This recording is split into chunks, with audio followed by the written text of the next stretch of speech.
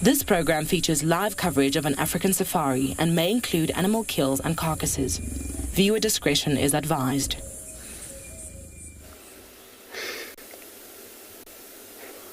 Good morning, everybody. Welcome this morning to Tswalu Game Reserve, where we're looking at the beautiful impalas. It's what a way of a start. Early this morning, just to get to see what they're about, and this is how we're going to rely on animals just in order to find the cats this morning.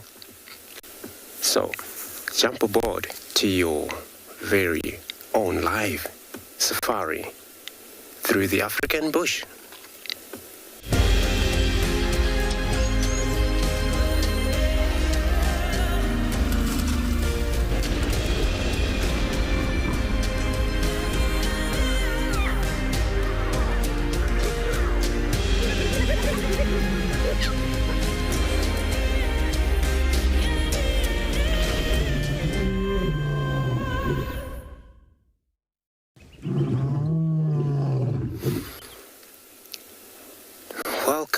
Welcome everybody again to Tswalu Private Game Reserve. Here when we stop looking at impala at the same time, a lot of our baboons calling way off distances. But we're going to find out about that as well. And just to be able to see what they see. My name is Andrew this morning. I have a Morgan on camera.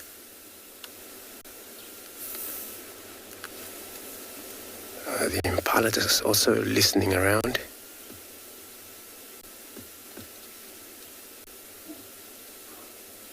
Yeah, also Kuri on away distance. Temperatures of this morning, we're sitting on at 10 degrees Celsius, 50 Fahrenheit.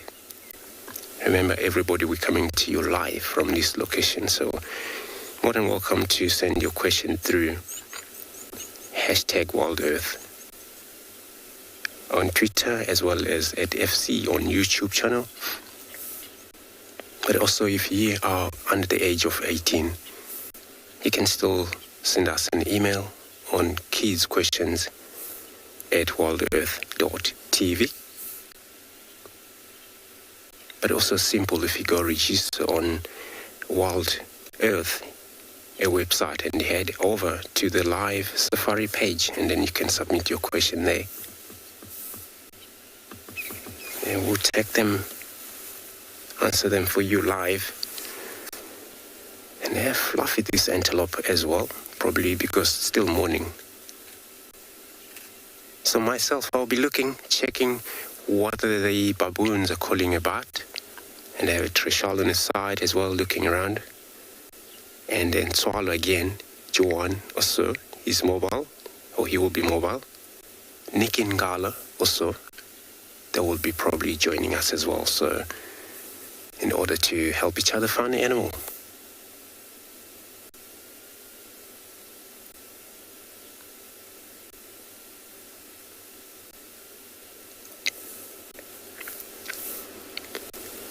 And let's take a look at the weather in all of our different locations.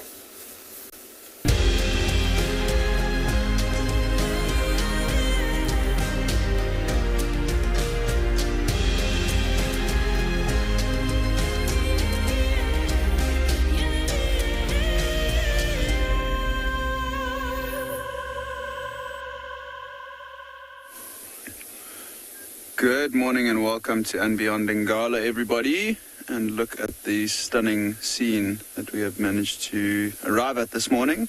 And if you look right at the top of that dead tree, you'll see we've got a lone vulture who has just recently popped his head out. It was tucked away inside his shoulders and feathers because it is rather brisk this morning. And I think he's probably going to be up there for a good another hour before he gets airborne and starts to look for some food this morning. My name is Nick, and behind camera we've got Odie this morning. And as mentioned, it is rather cold today, but it is stunning. Birds are starting to call, and really is a beautiful morning we decided to stop at this vulture just because it was the first thing that we managed to find this morning.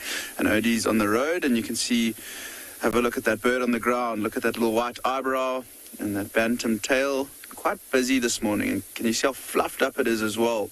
Just epitomizing how cold it is. That is a crested francolin, and there was a little covey of them on the road, starting to look for some grass seeds this morning.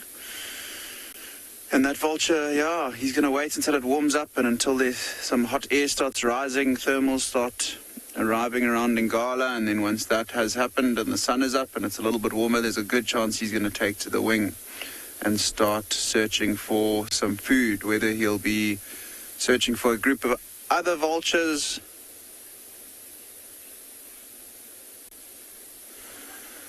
Bobby Blue, it's not uncommon,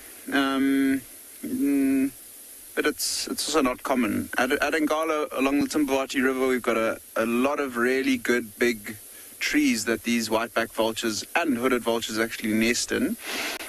And I think this particular one, maybe last night as it was getting to sunset, was sort of looking for a spot to roost. And you do find them around the property roosting singly like this. Sometimes in pairs, but usually around the nesting site when they are in pairs. And then obviously in their copious numbers around the bigger carcasses that we sometimes find on the property. Crested franklin's definitely one of my favorite ground birds that we see on Ngala, and one that's often overlooked because they are so common. You can see these four are quite brave, coming right up to our vehicle this morning. I think it's just because we've been sitting here for a good 5-6 minutes, vehicle switched off, haven't moved it, so they feel quite comfortable coming towards the car. Hopefully they don't go underneath, but I'm sure once they get right to the front of the bonnet, they'll then move around the car. So I think what we're going to do this morning, our plan, we're going to take a bumble around Ngala and see what presents itself and what we can find. And I think what we'll do is we'll head to the last position of the Pride of Lions with the cubs from yesterday and see if we can find some tracks and can't find them. But for now, we're going to send you over to Trishala, who is going to give an introduction for the morning.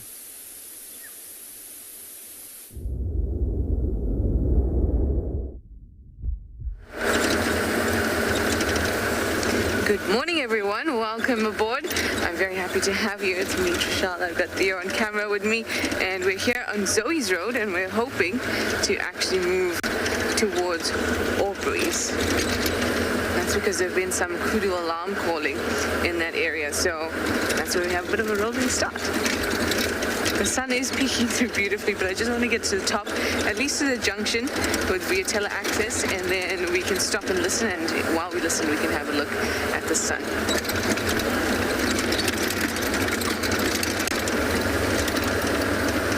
Kudu alarm calls are so reliable, so I'm really hoping that we'll see something special first thing in the morning.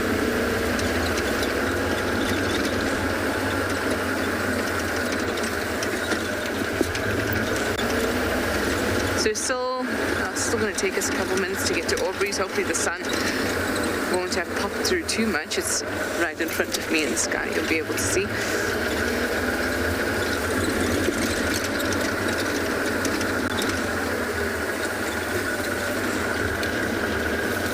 Okay. We're just going to listen here for a moment. You can have a look at that lovely sun there. So we're just going to stop and listen here. Hopefully we'll hear those alarm calls. But we have a quick glimpse of the sun first. Beautiful. All right, off we go.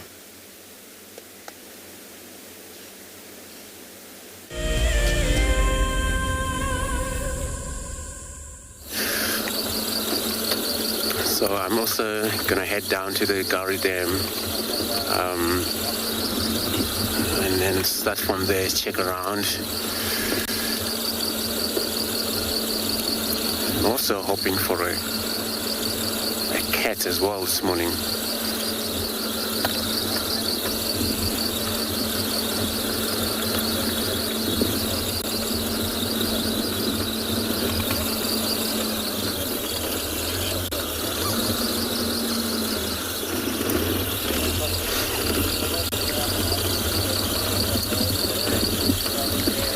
Won't be much drinking there because it's still cold. But to check, it's really worth it.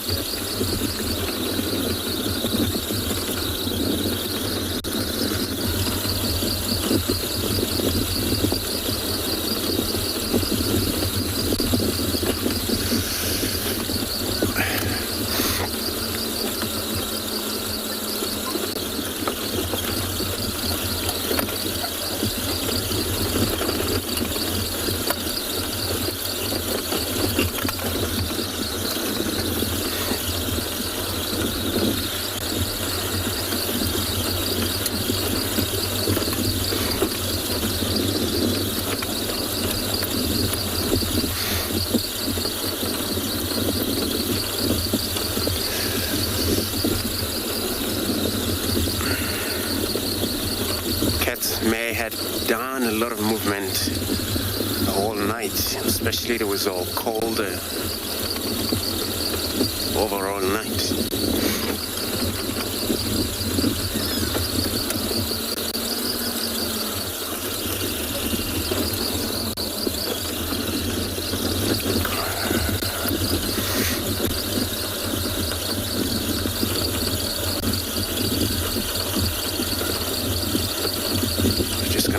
Check the dam.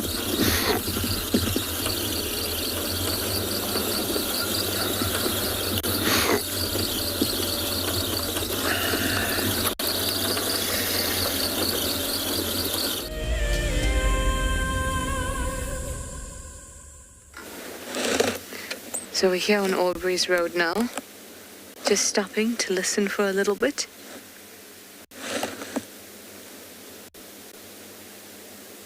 While of course we get to watch the sun rising. But I'm just going to be quiet so that we can listen properly.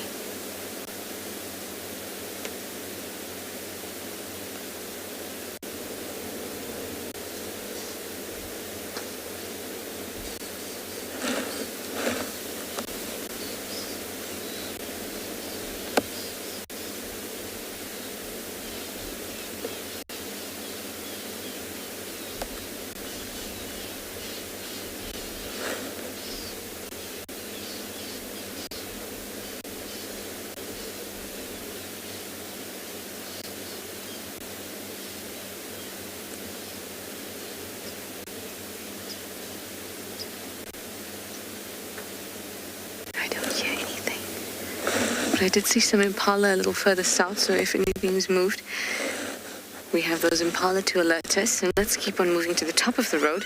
It sounded more north, like northwest, but not too far from the camp. I haven't seen any tracks either.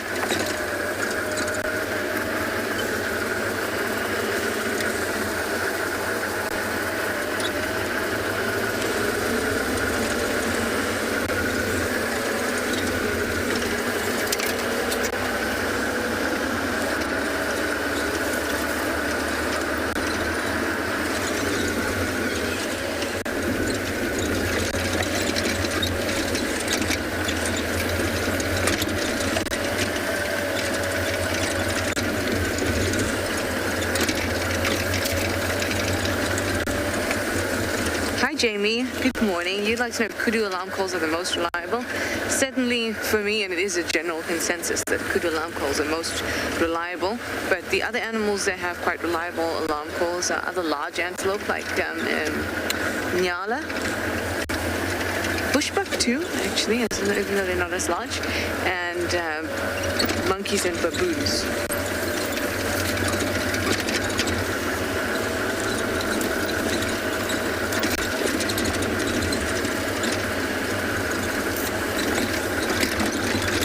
Just keeping an eye out if I can see any kudu. I mean, from that distance, it could have also been a nyala, but the kudu is quite recognizable. It's a really deep bark, and it just echoes. It's strong.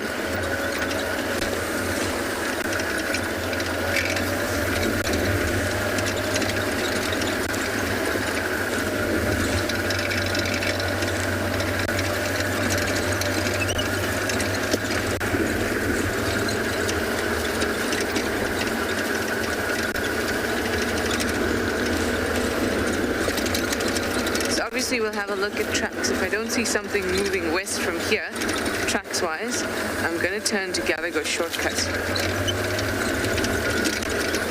Because it's possible that the sound could have come from there too. Obviously, it's difficult to pinpoint which road exactly the sound comes from. You could just kind of say northwest-ish. Or at most, it came from the north or south, east or west. But this felt northwest-ish. So I'm going to get to the top of the road and see what I find. I'm going to send you over to Nick. He's also in a bit of a bubble this morning.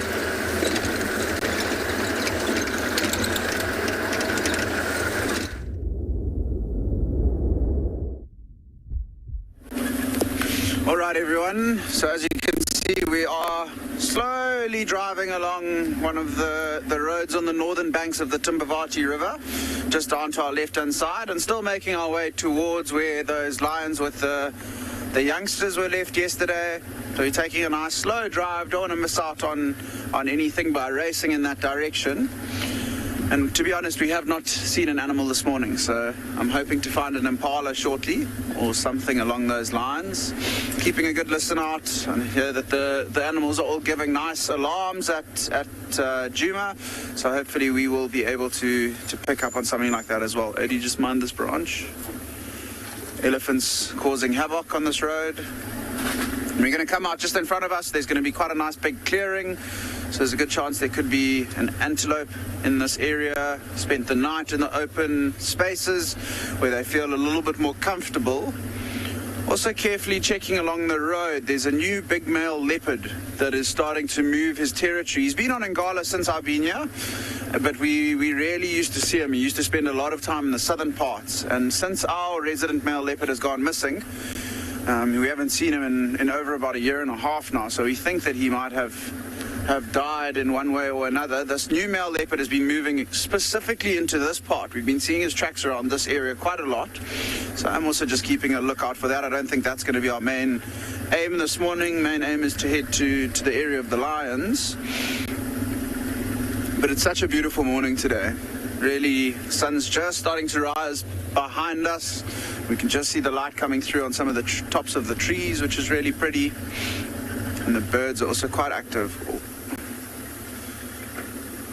I feel like we've just got birds this morning, but there are a few on the road. So we'll have a quick look, and you can see that beautiful one right in the middle of the road. Have a look at those colors, and you can see it hopping around looking for any signs of food this morning. That is a Crested Barbet. And in the background, you can also hear a bunch of noise made by a flock of Aramark babblers. And there were quite a few birds around here this morning, or when we arrived here. And that barbet is really, really pretty and showing off for us. Usually quite a tricky one to get on the camera because they're quite busy birds. So it's quite nice to have this one out in the open, hopping around on the ground. And you can see how he's looking around really carefully for any signs of insects to feed on. And there was a bit of a bird party here. I did see a starling as well. There was a Birchall starling that's flown off. And just behind the Crested Barbet OD, there is some elephant dung where it's running to now. And if you look inside the elephant dung, there's also a southern red-billed hornbill busy pecking away inside that dung. And if you have a look, you'll see it's got a very slender bill that's designed for this sort of foraging.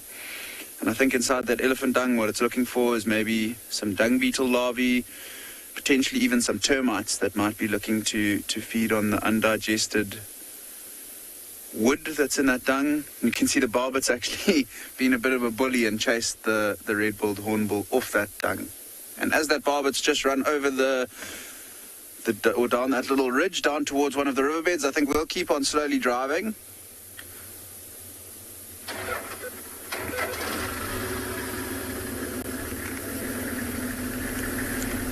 So, Veronica, I don't think that birds do get more feathers in winter. We saw this morning with those crested franklins, the way that they try and keep warm is that they ruffle their feathers and try and make themselves as puffy as possible. And I think by doing that, they're able to keep a little bit of warmth between their body and their feathers, and that's how they tend to stay warmer in winter. So I don't think that they get new feathers. I could be wrong, but I don't think so. This absolutely stunning little drainage line that we've just crossed through, one of my favorite ones on the property. I was driving it about 5 days ago and I got halfway down it, and then there was a huge jackleberry tree that elephants had pushed over, so we had to do a really tight little turn within the drainage line and head back in the opposite direction. So actually, I'm going to stop there. We found ourselves some impala, and it's in a ridiculous area with quite beautiful light. So I'm just going to quickly show you these impalas, how gorgeous is the light this morning. And you can see a nice herd of impala in an area that we would have expected to see them. I mentioned how they like to be in these more open areas during the night where they feel a little bit more comfortable. And you can see, I can't really see if there's a big male. All of these impalas have currently got their heads down, feeding on grass in this clearing. But the light is to die for on them. It is really stunning.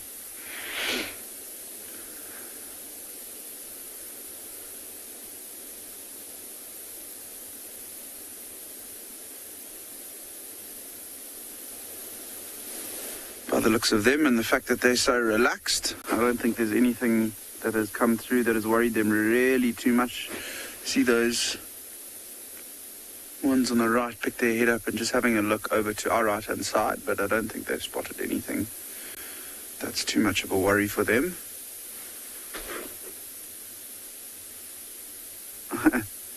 Odie, if you zoom in pretty much straight behind there's an elephant. Oh, all the impalas picked their head up, and I think they've just heard that elephant. There we go, there it's popping through the trees. Unbelievable how an elephant and an animal of that size was able to hide away from us. It's quite far away. And it looks like it's just one elephant for now, so I'm guessing that it could be a bull elephant. But we'll have to get a bit of a closer look. See those tusks, and you can see he's also, right now he's just stopped and standing dead still, but probably been feeding the majority of the morning. You can imagine with that thick skin of theirs, they won't tend to get too cold. And have a look at those blackbirds flying around that elephant. It looks like there's 3 or 4 of them. And if you watch carefully, they might come and do it again. But it looks like a couple of fork-tailed drongos that are busy following this elephant in the hopes that he disturbs some insects that they can then come in and hawk. See that one exactly above his eye now, sitting on that dead tree just in front of him. And how stunning is that tree over to the right of that elephant. Imagine this morning when Odie had got the zoom in on that elephant to have found a leopard lying in the back of the tree. That would have been an epic start.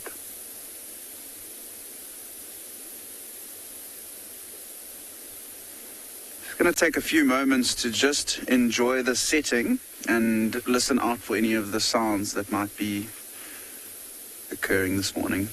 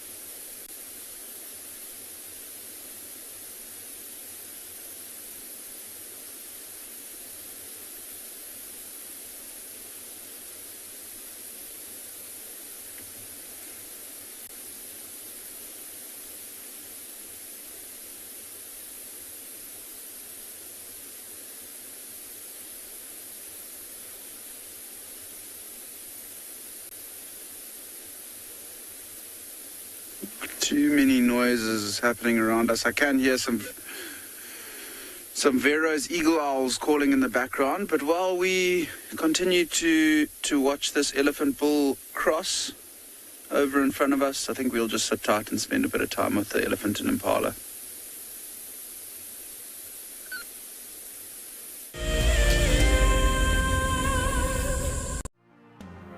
Hello everyone, my name is Elmarie and I'm very excited about this drive. My husband Kleinhan bought me this Ticket to Dream for my birthday as a present because he knows I watch Wild Earth all the time. I couldn't be more happy. I've never had such a great present in my life before. If you want to go on safari with a Wild Earth guide, whilst honing your bush knowledge and of course featuring in one of our shows, then head over to our website. Okay, my favorite part about Wild Earth is the characters, and then of course I love the bush and I love Africa, and just the fact that I can follow every day, that's one of my favorite things. Sign up to be a Wild Earth explorer and you could be making your first ever on-screen appearance. Being on a live drive on Wild Earth is really great because you can actually now smell the bush, see the animals in real life. You have to really make a plan and just do it. As one of the industry's best and Fagasa Indoors training institutes, NJ Moorfield Guide College produces professional guides of exceptional caliber and gives students from around the world an incredible experience. NJ Moore offers courses to suit all types of interests. The full-length career course results in a Fagasa accredited qualification and the option of a 6-month internship at one of Moore Family Collection's luxury safari lodges. Shorter courses are a great introduction for those considering a career in field guiding or even a life-enriching experience in your gap year. With spaces still available in July, don't miss out on this fantastic opportunity to live your African dream.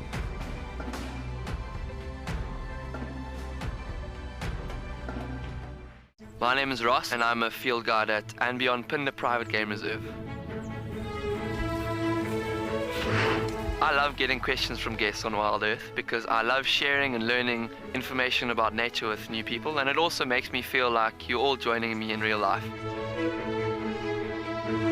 If you want to ask a question on Wild Earth, then you need to register on our website. Once registered, go to our live safari page and submit your question below our live feed.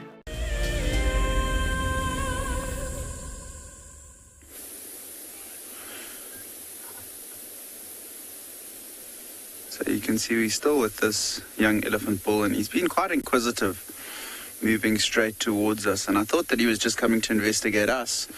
But I did notice that there were tracks of a herd of elephants moving in the direction that he is now moving.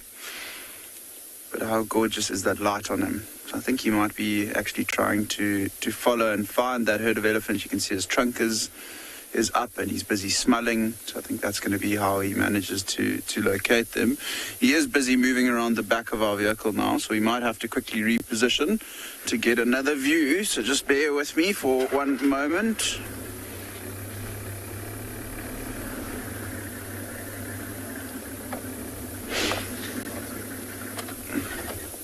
I think that should be good. And moving back towards the road, and there's actually a little puddle there, so I wonder if he isn't maybe going to have a bit of a drink. I don't know how much water's in there. And there's the answer. He is continuing on.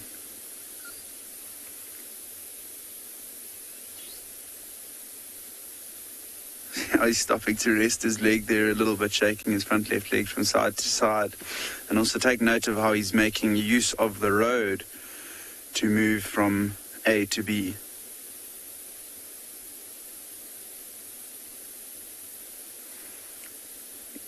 Every now and then just turning his head from side to side, giving us a good look, making sure that we're not getting into his space and making sure that he's still comfortable with us being in his presence, which he is. He's a very relaxed young elephant bull. And if I had to guess, I'd say maybe around 25 years old.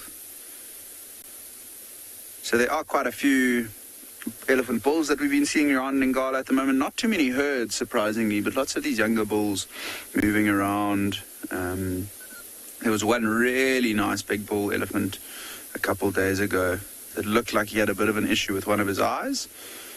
But luckily for this younger bull, he's got no real problems. And how stunning is that sky this morning? Crystal clear blue skies, the sun just rising. Couldn't ask for a better start to the morning.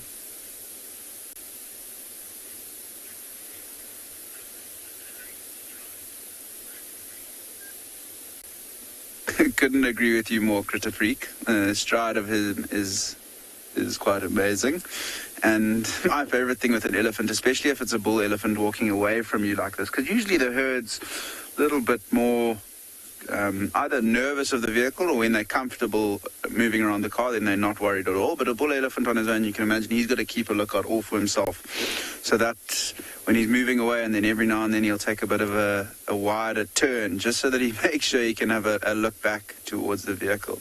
But you can clearly see trunk up, sniffing, wasn't sniffing us. So I think he really is trying to find this herd of elephants that moved through here at some stage last night. He's not really at the age where he's looking to mate with them, but often these bull elephants just search for the herds, go and investigate them, sniff around, interact with them a little bit, and then move on afterwards. But he has now disappeared behind the bush. So I think while that elephant's on the move, we'll also get on the move towards that area where those lions were. And we're also going to send you back to Trish, who's also busy driving around.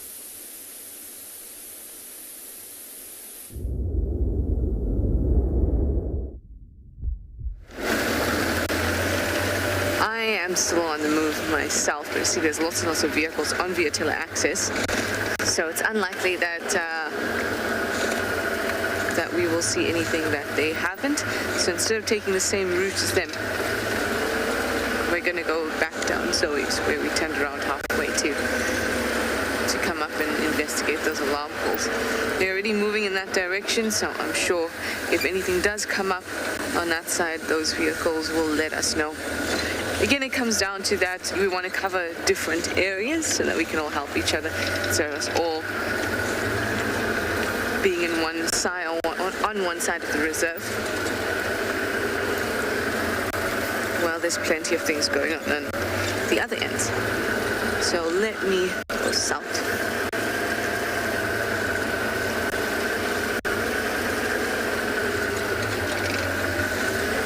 Maybe Rebecca's to Philemon's cut line. These impala on the termite mound here, eating away. On the whole of Western Quarantine, actually, it's full of impala, which is really nice to see.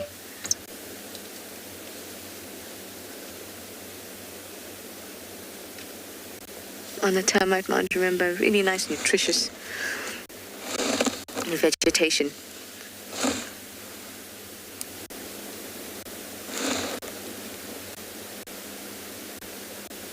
The one at the top there looks like it's feeling like the impala of the world. The sun is bouncing off it, making it just look so stunning. And it's looking at the sun. That is profile picture material for that impala.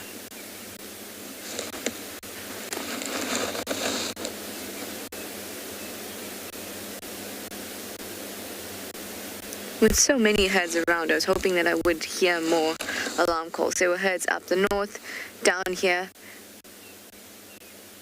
but everything's very quiet. I wonder if that kudu might have alarmed in Buffelshoek, but just because of the so cold air early in the morning. Now it's starting to warm up. That cold air, I wonder if it just made that call travel a lot further.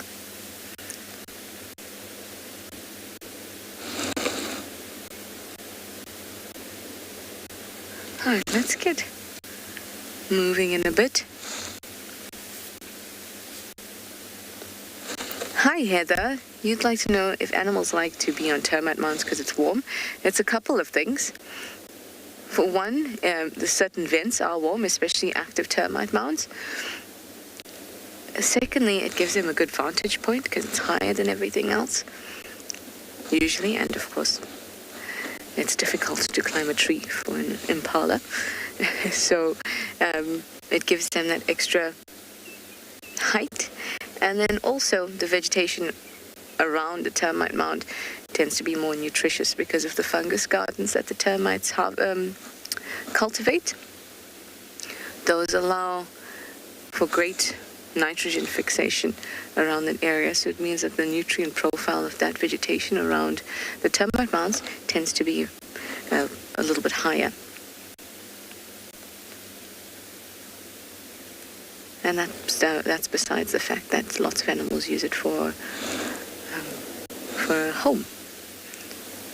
Very, very useful thing out here in the bush. Good old termite mound.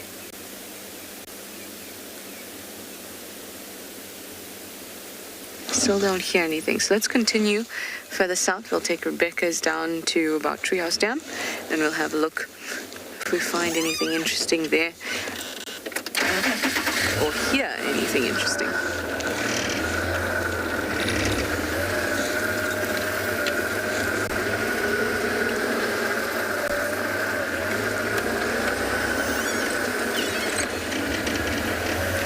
I heard what I thought was an airplane. That's about it.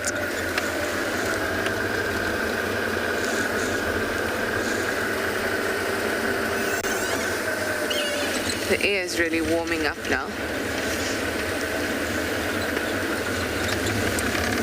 Off the ground. You can still feel the cool air in the dips, but up here you can feel the warmth in the air.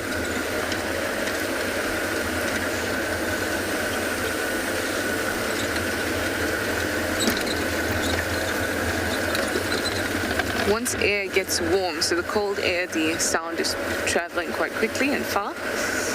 But when warm air comes into the mix, the warm air bends the sound waves upwards, and so it dissipates up. But when there's cold air all around, then instead of just bending upwards,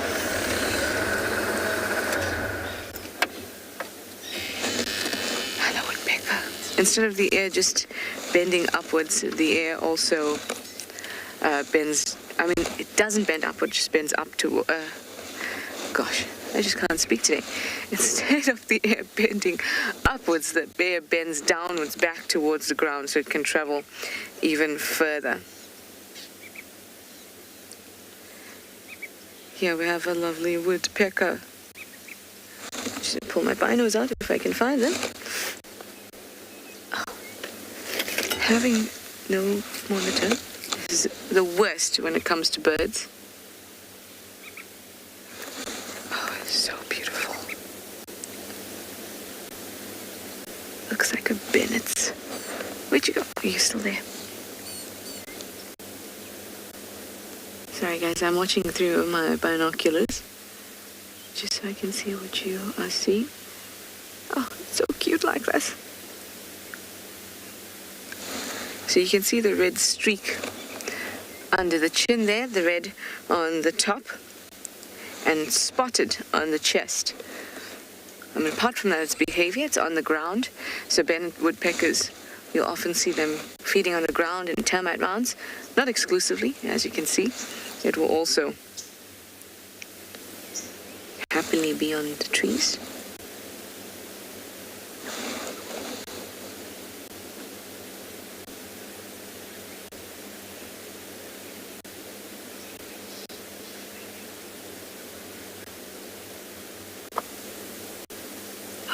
Watching woodpeckers.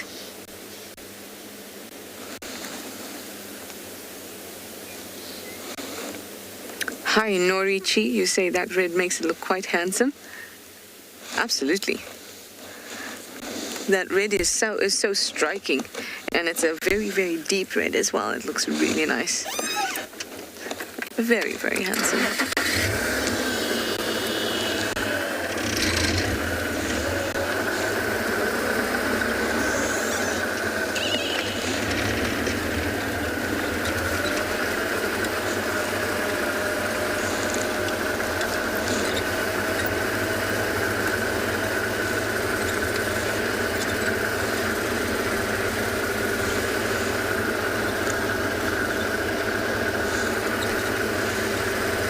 I've been seeing lots of woodpeckers around, and each time I try to get them on the screen, we are not very lucky, so I'm glad that we saw this Bennett's woodpecker.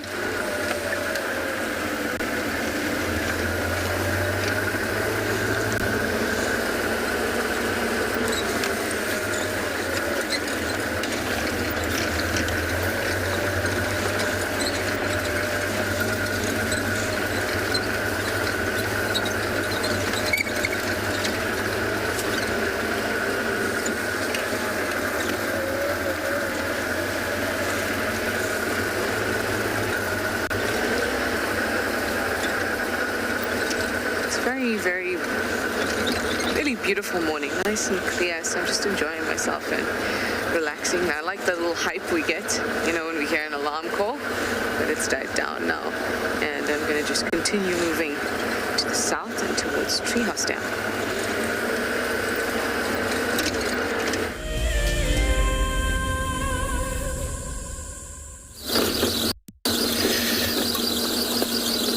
We also bumbling around here, and we've been actually moving in and stopping just to also listen to the beautiful sound of the morning. But all I'm hoping is to maybe get an audio of alarm call, because this is how we search for the cats. Antelope could sometimes alarm if they see a cat, and then for us to go check.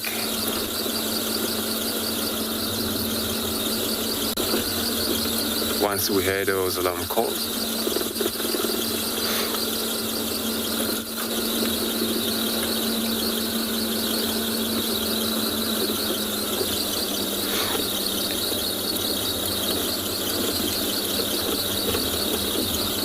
And it is going to be a very good morning anyway. It's already sun coming up beautifully. And all the mongoose will come out soon. Can't wait just to find them coming out of that mound.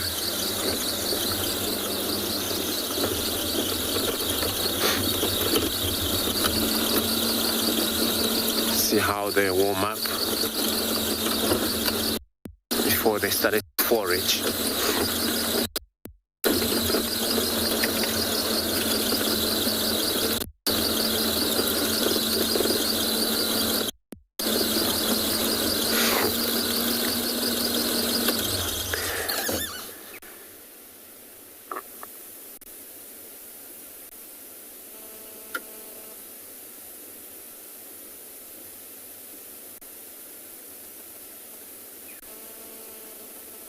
Just so beautiful morning.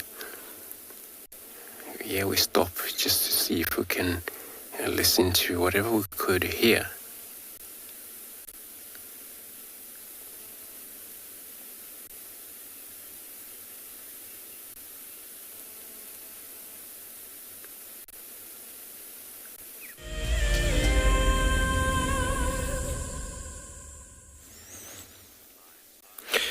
Good morning, everybody, and welcome back to the Kalahari.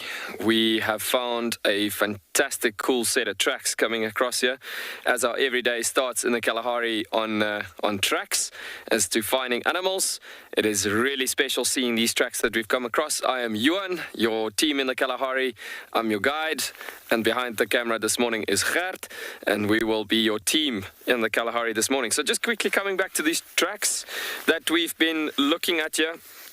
So there's a very cool set of tracks that we have coming across here in the Kalahari, especially in the dense sands that we're looking at, especially on this road. Bit of a wall that's been created by the loose sand that we get here. There's quite a bit of bigger displayed tracks here at this point. But looking at this particular track, you got a spotted hyena conjunction coming together here, because now you got a big track in the back, in the front, and a smaller track at the back, but almost very much the same size with this particular species. If it's a brown hyena, the back track is much smaller at the back of this particular track, and so on. And very much so kidney shaped like toes. If I can show you this, looking at these tracks, we've got a very interesting kidney shape that comes through there, and it goes off to the side like that as well, and this one hooks off to this side like that, and it comes through like that. So you can see proper kidney shaped like toes, and then only two lobes at the back of the track as it comes through, and then the back track is very similar to that. It's just much smaller, as we can see it there. But looking at that on the sand, this animal was walking here early morning hours as you look at this particular track. Very, very nice, and as you can see on top of the tire tracks from vehicles that's been driving on this road this morning. And so this is from within the last hour that we've been looking at this particular tracks. So our plans for the morning is to kind of continue south, and the presence of a spotted hyena in this area is showing us that there's a potential chance of any cheetah chances to be seen in this particular area, because we're heading into some edges of the dunes this morning, and so we're going to see where these tracks are heading to, leading us possibly to some cheetah tracks this morning. And so we will see you in a bit. In the meanwhile, sending you back over to Ngala.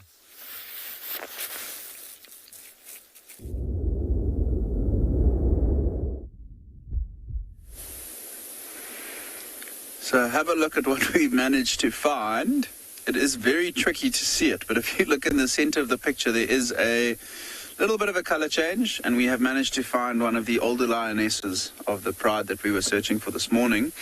Actually, as soon as we left you last with that elephant bull moving off, we heard this, we think it was this lion calling, and we pinpointed it pretty much to this exact area. As we were driving along, we then found tracks of her and another lioness, it looks like.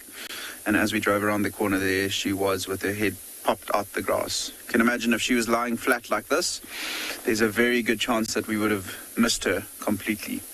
And we have had a decent look at her face, not 100% sure if it's the oldest lioness or the second oldest lioness in the pride, but it's definitely one of the older ones. And the fact that she's on her own like this, and we heard her trying to contact call a little bit as well, I'm leaning towards it being the oldest lioness of the pride, who of recent times...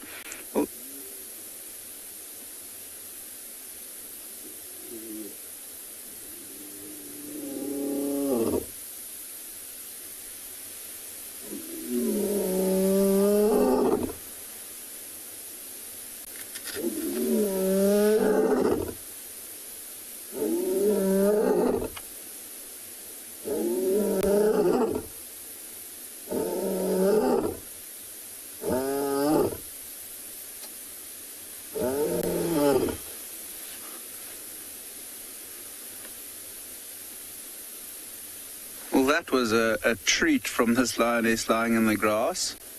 It was unbelievable how that sound echoed in the drainage line that's running sort of on the other side of her from left to right.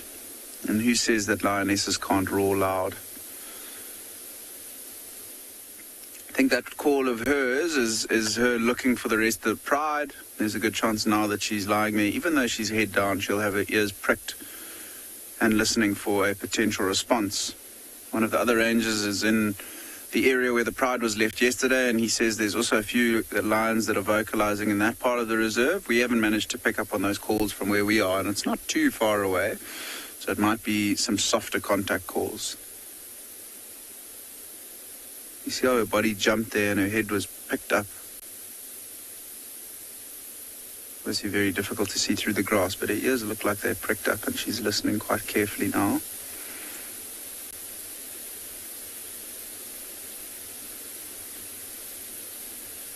But what a treat to get her roaring right next to the car like that. And you can see Odie's managed to find us some more of those beautiful crested francolins that are moving around, and they don't seem to be too worried with the presence of this lioness.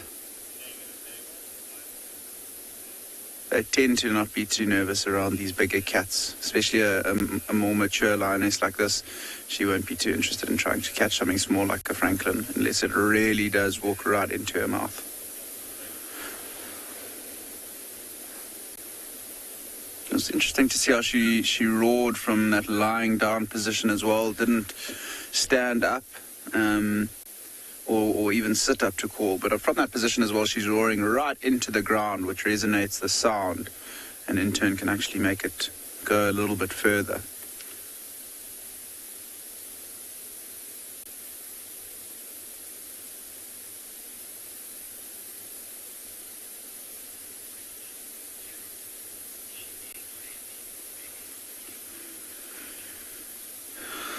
Gerald, so she's doing what lions do best, sleep. So to an extent she is being a little bit lazy, but there's a good chance that she was moving around. The fact that she's on her own, she was moving around all night last night looking for some of the other members of the pride, and it's got to the stage in the morning where the sun's now come up and she's probably hasn't had any luck. So she's, there's her head's up, nose up. she's probably just deciding that she's going to call it a day for now.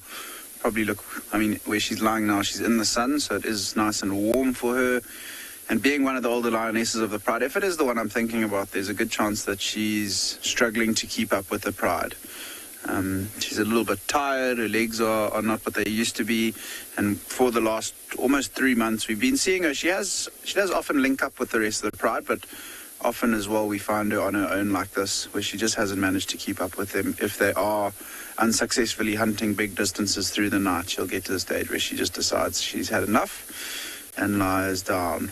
But I definitely think that she is in search of the rest of the members, not as intent as some of the younger lionesses would be if they were searching. I think if there were young lionesses here looking for other lions, they would still be moving, they'd still be searching, but she's experienced and she probably knows by this time in the morning if there's no lions responding to her and she doesn't have a good scent of where some of the other lions might be. It's a chance for her to just lie down and rest.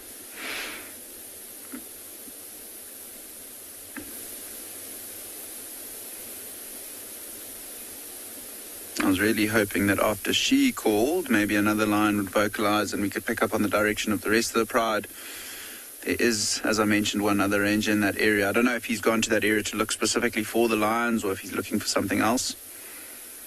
But I think what we'll do is we'll spend a bit more time here, keep a good listen out for if there's any responses from other lions. Maybe see if we can't get it to roar one more time for us, and then head down towards where the rest of the pride was. No tracks of lots of lions coming in this direction, so I don't think the whole pride's come up here. Also with the search this morning, I think our biggest game plan is to try and look for tracks of the 7 cubs.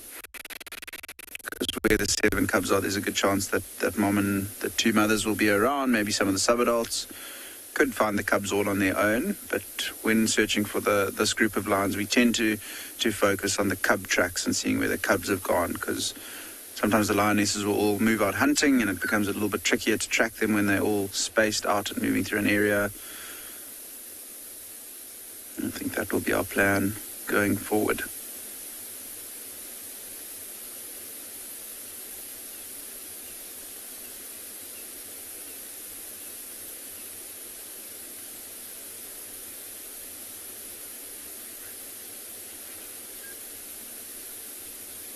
I think we'll sit tight here for another few minutes, just wait to see if we can't hear any other lions roaring, and then we'll leave this old lioness to be for the rest of the morning and start searching for the rest of the pride. Hopefully the youngsters are around as well.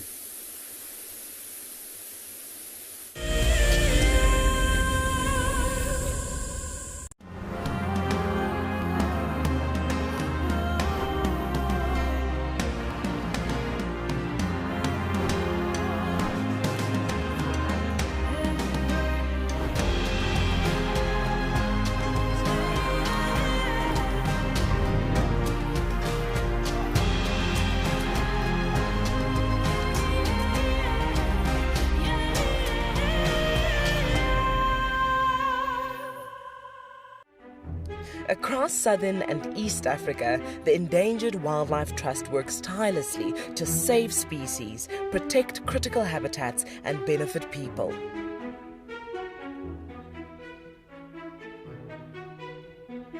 Join the EWT in returning wildlife to the wild. Go to ewt.org.za to find out more and follow our socials to see how you can get involved. Protecting forever, together. I love being a cam-up for Wild Earth. The animals coming right up close to you, especially like lions. Sometimes you get nervous, but you have to go with the flow.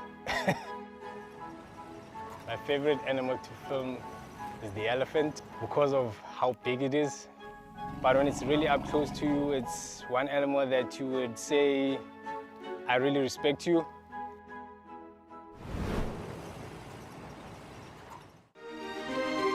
Guys, just watch what's happening. See, watch the elephant, watch the lions. See, the first ones to run are the cubs. Can you see them? They are right here. I'm not sure how scared you were, but I was quite nervous. But absolutely incredible. Expect the unexpected here on Wild Earth daily. Hello everyone, my name is Trishala and I am a naturalist and safari guide here in Djuma Game Reserve in the Sabi Sands in South Africa. I think that the information that we provide, and most importantly the questions that you ask, give both you and I a really good idea of what's going on. My friend Fernando here, he's a flat-necked chameleon and I love them. They're just these gems that you manage to find in the bush. Catch up with the guides daily here on Wild Earth.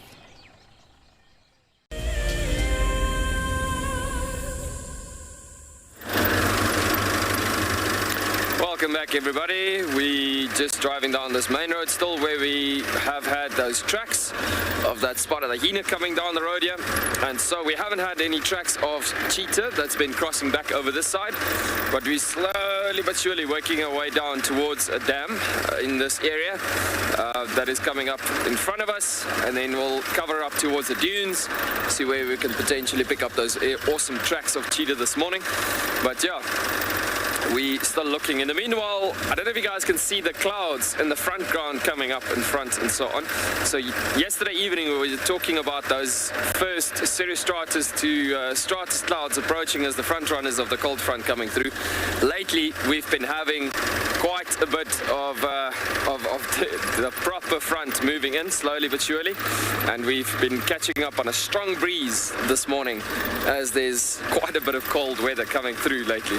So yeah, as you can see, we gloved up, beanied up with the buffs and everything, and yeah, it's really quite chilly this morning, which is meaning that there would be still a bit of activity happening quite a bit during to the end of the stretch of the drive from this morning, as we are approaching the dune fields especially. Animals are waiting for sunlight to come up in the Kalahari at the moment. There's been some antelope around as we've been going, like some wildebeest and so on, but yeah, looking at the bigger picture, we will get some more activity happening towards later end of the morning, because when the cold fronts are happening in the Kalahari, animals do tend to, they need to save the energy for the times when they get active. So it gets to the point that when it gets too cold, excuse me, when it gets too cold, animals burn over excessive amount of energy. So it truly comes down to the fact that animals need to be in a formality of saving energy at the times when they're not supposed to be consuming at that given point. But so awesome to have this beautiful type of weather this morning, of this cold front, and yeah, who knows, there's going to be lots of opportunities and possibilities starting up for this day, looking at this particular area. So for those of you that's been watching Safari Live for quite a while, you would recognize this waterhole coming up in front of us. And yeah, we will continue looking and see what we can see in this area for these cheetah tracks. In the meanwhile, send you back over to Trish.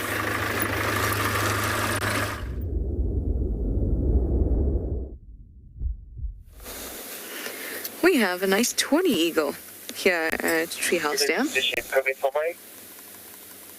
Let's put that lower. It is beautiful in the sun.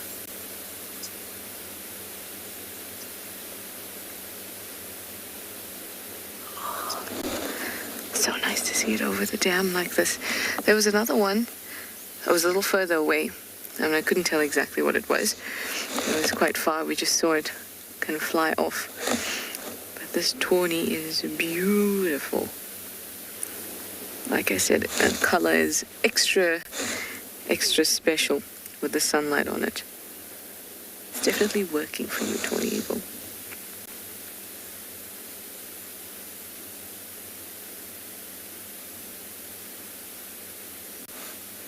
I wonder if that, if it will decide that it would like to hunt here at the dam. It's not terribly unlikely, but also a good indication of a kill being around. But this one seems like it's just trying to warm up.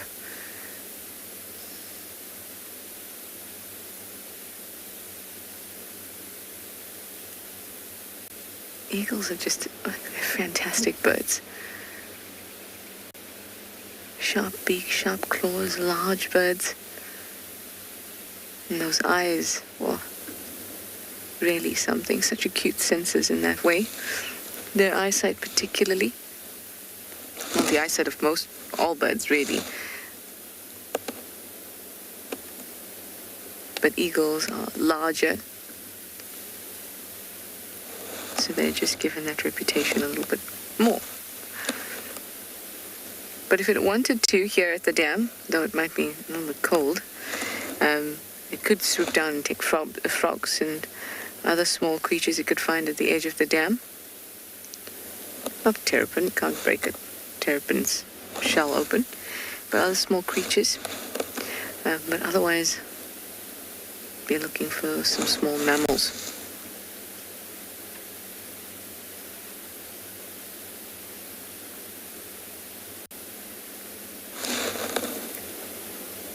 Surprisingly, when we say small mammals, we usually think like field mice, gerbils, squirrels, that kind of thing. Also, reptiles, water monitors and stuff like that, they'll also take. But they're actually able to take the size of a small antelope as prey.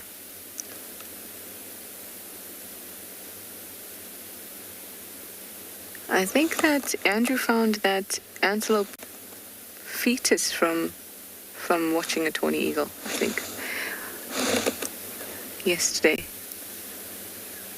So that's just testament to how good it can be to just watch them for a little bit, because you might find some other interesting things out in the bush. What is amazing is that they are able to see that from whatever distance they're at.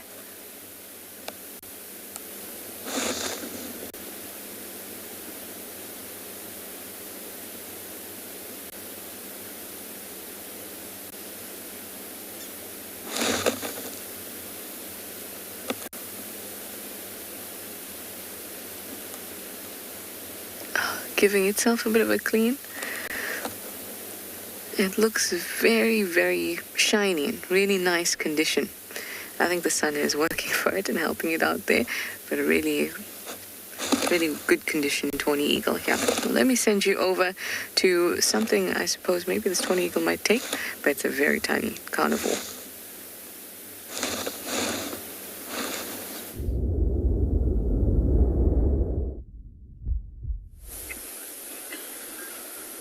So we've left that lioness and look what we've managed to find. A very willing mongoose. And for now you can just see that little brown face, that pink nose.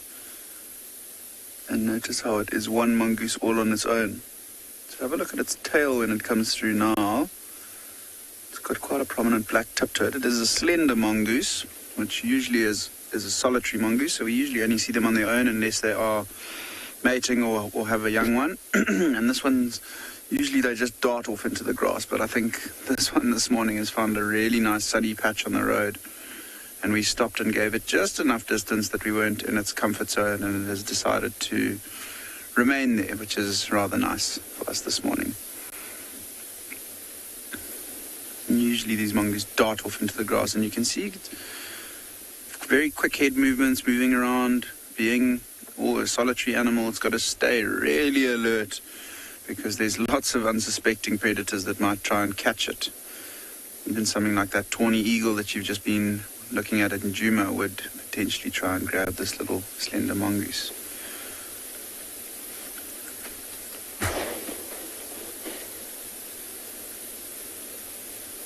Beautiful light brown, stunning coat on him.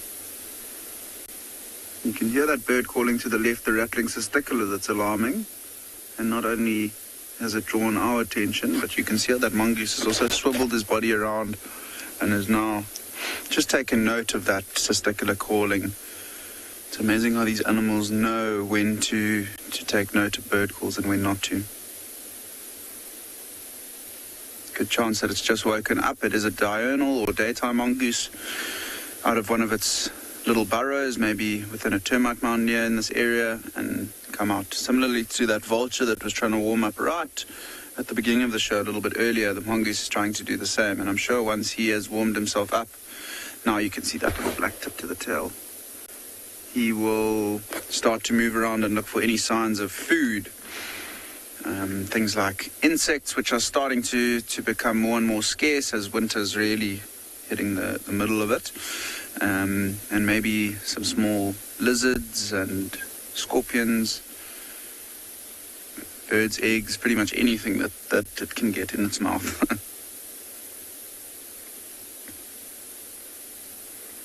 I think that little patch of sun that it is in is saving us from him running away, and it's quite nice to just be able to spend a bit of time and watch something like the smaller slender mongoose.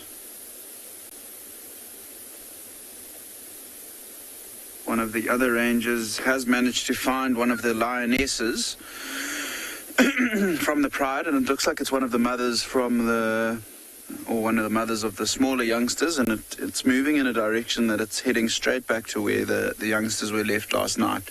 So I was going to go and join Eric and see if we could catch up with her, but I think we'll wait for his update. There's a good chance that she's going to lead him straight back to where the youngsters are.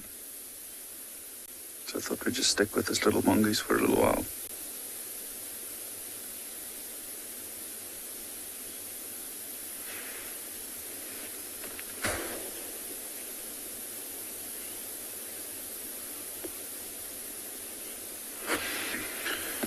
So Betty, I'd be lying if I told you an exact answer. With slender mongooses, though, they don't really have a family. They are solitary animals, and you can now see, actually quite interesting, those testiculars have come out and are sitting above the mongoose. Are they testiculars? No, they're actually tawny flank prinias that are busy alarming at that little slender mongoose.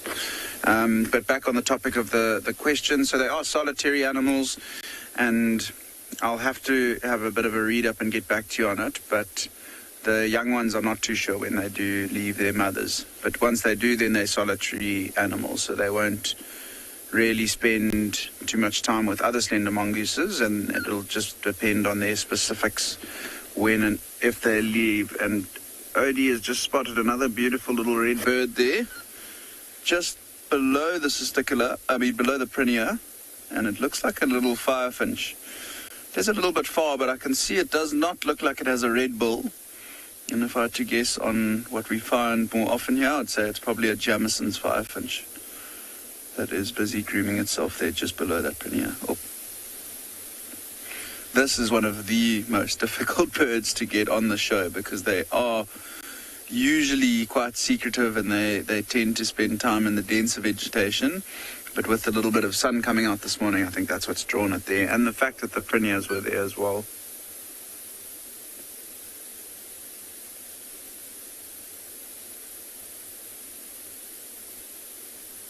It does look like it might be a Jamison's firefinch. You can also hear a few others of them calling around. I'm actually so surprised that little slender mongoose is still in the road as well. It's not often that you can spend such a long period of time with these little secretive creatures.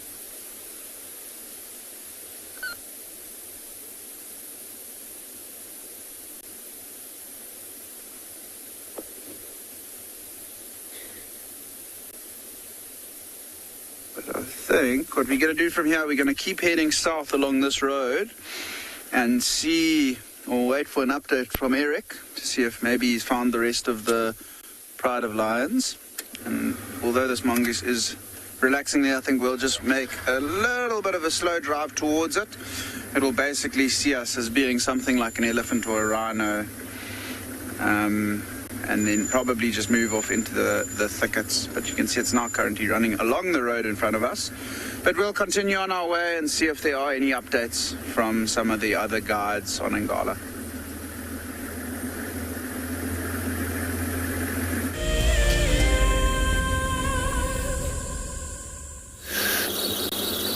So we have been actually mobile driving around, also hoping to see or find lions or leopard this morning, but no tracks. Nothing, so we still continue checking to see if maybe we get lucky before it gets so warm.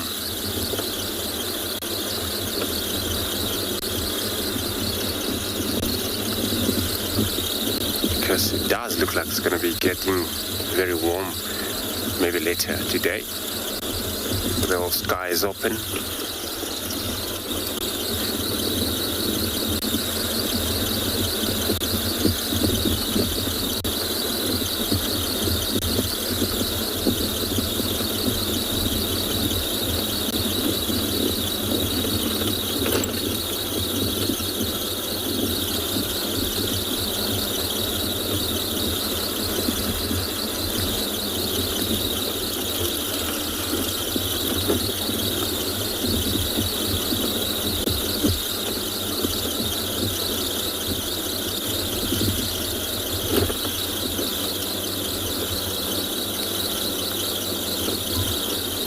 Check the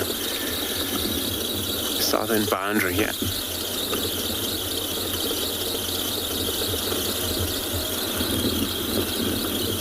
That's Gary, Maine.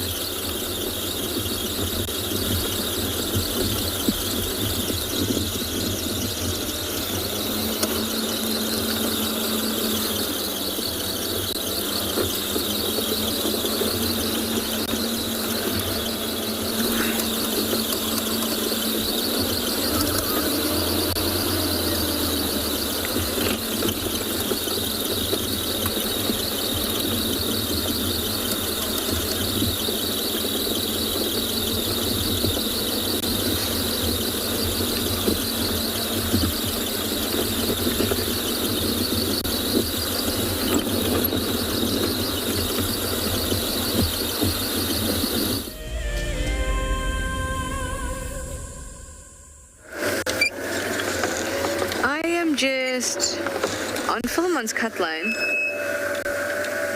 trying to figure out if the tracks that I saw, let's go back. I saw some really nice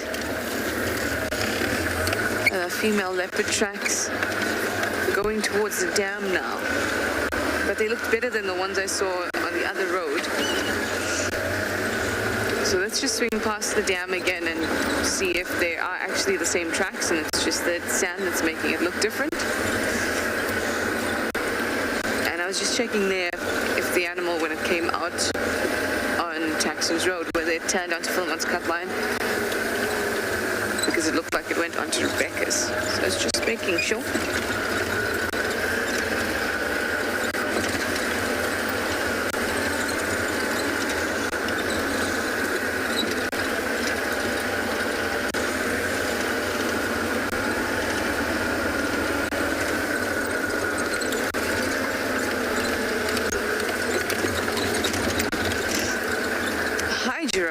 To know if all predators have their eyes on the front of their head.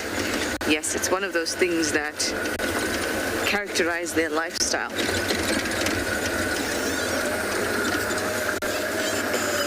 Because with your eyes on the front of your head, you have depth perception, which is necessary, well, good depth perception, binocular vision, that is necessary to gauge where your prey is. And if you didn't have that, you'd probably die because you won't catch many animals. Now, for a herbivore or a prey species who does not need to pounce on anything, does not need to know how far, or at least not with as much accuracy, how far away their meal is, they have their eyes on the sides of their head, so they have very poor depth perception. But their view is much larger. How much they can see, and that's most important, because as long as they can see the predator, that's all that counts, because they're going to start running. It's not as if they see the predator far, far away and they can realize how far it is and perfect accuracy and then base their speed on that. You know, they're just looking to be alerted to the presence of the predator. Okay.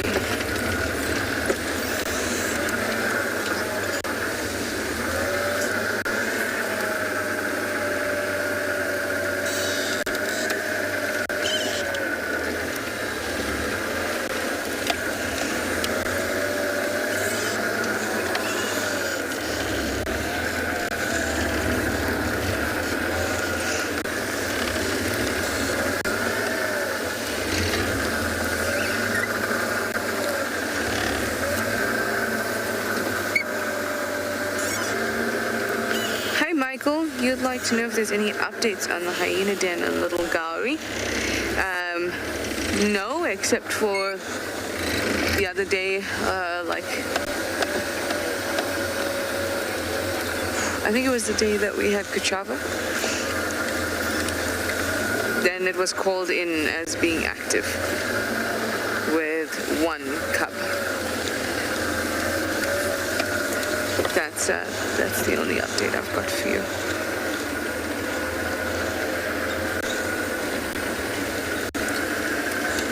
But we see lots and lots of movement in and out of Djuma, around, well, into Little Gowrie, out of Little Gowrie, into Djuma, out of Djuma. Because obviously that's not a boundary for them, it's just for us.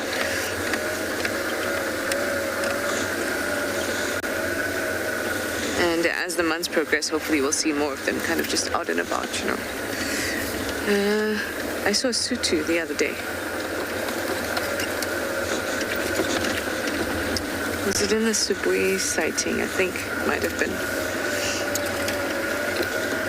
So that was a pleasant surprise.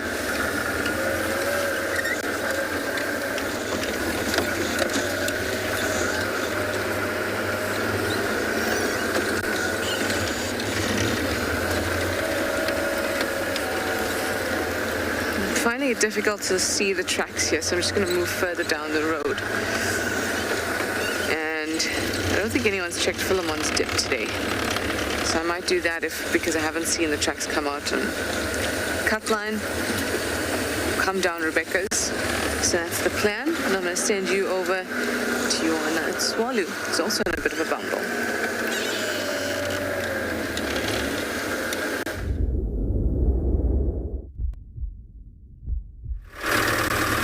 Welcome back, everybody, and as you can see, we've just moved up from that water point that we've been coming through.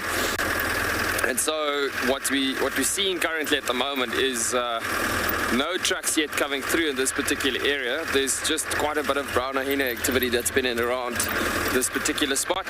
So we're going to move closer towards the dunes. As you see, we're traveling to the western side now and going across towards the dune tops, go scouting about over the dunes a bit, and just go scratch around proper cheetah country in those areas further south, southwest, and see what we can find.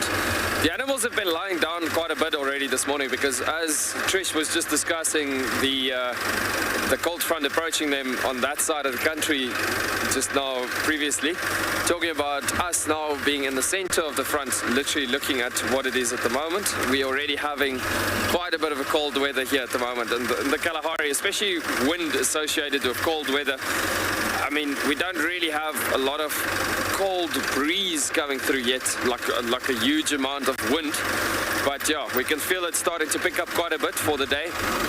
And what's happening is that we're having animals lying down quite a bit actually in these areas that we're coming through, in these savanna spots and so on. But at the same time, we're going to see where we get these treated tracks coming through in this particular area. And we are still looking for nice herds of antelope at the same time as well, because that's also always quite a nice indication most of the time for this particular area, where there could be potentially some cheetah coming through. I mean, the cheetah population on Tswalu, as you've seen it plenty of times with the other guys. Lily, you commenting that the colors in the sky is so beautiful. It's definitely, I mean, looking at that little light blues coming through and amongst those clouds, and then you got the cold front cloud system coming through. I mean, that is what's so spectacular for this time of the year, especially looking at the different colors itself. You should have seen the sunrise this morning coming over these cold front clouds. It's summer, you get that dramatic thunderstorms coming through, that huge dramatic thunderstorms that comes through every now and again. In summertime, like once every 2 weeks or so, and so you get that type of light as you've seen it in summertime drives and so on. But looking at the winter with the cold fronts, to me that's actually the most spectacular time of the year, looking at the different lights and the different moistures that gives off different lights different times of the day, especially towards sunrise and sunset. As we looked at that dust line yesterday evening when the sun was setting as well, I mean, that dust line is also adding another color factor to this particular image and size and structure. But yeah, just beautiful looking at the entire combination of things coming together. I mean, Lily, you've hit the nail on the dot there, looking at the bigger picture there with the beautiful light and the colors coming through. Yeah, so we're going to turn here slowly but surely, going a bit south and then further west, and see what we can find. We haven't had any tracks as of yet, as I've been telling you, and so we're going to continue. The thing is, we got to keep on going. And the Kalahari, because you've got, especially on Tswalu, being such a large property and such a huge, vast area, I mean, you could literally start in anywhere, in any place, specifically on the dunes in the early morning, looking at the first potential fresh tracks that you can pick up, and then obviously stick with those tracks. That's the ones you need to deal with. But just as we turned the area again, looking at the landscape in front of us as well, it's typical cheetah country as we're going to be entering even further more dune field formations and so on further down the road. And yeah, the chances are going to get higher, even higher, the further we going deeper into the dunes and see what we can get. But I mean, just so beautiful. Looking at the Koronaberg Mountains on our left-hand side of the screen coming through, and then stretching over to that first semi-savanna woodland in front of us. We're going through into those areas, and then the first dune tops to our right-hand side. I mean, just so beautiful looking at that combination. Oh, a very nice herd of springbuck coming through in the distance. Let's just reverse a bit there. So there's a bit of a gap coming through there on that side. Beautiful seeing that herd of springbuck. I mean, just so gorgeous. As we just spoke about the herds of animals that can come through, which cheetah potentially could be hunting on. I mean, that is so beautiful. Look at that early morning colors as these animals just started waking up. Check how vigorously these animals are eating at the moment.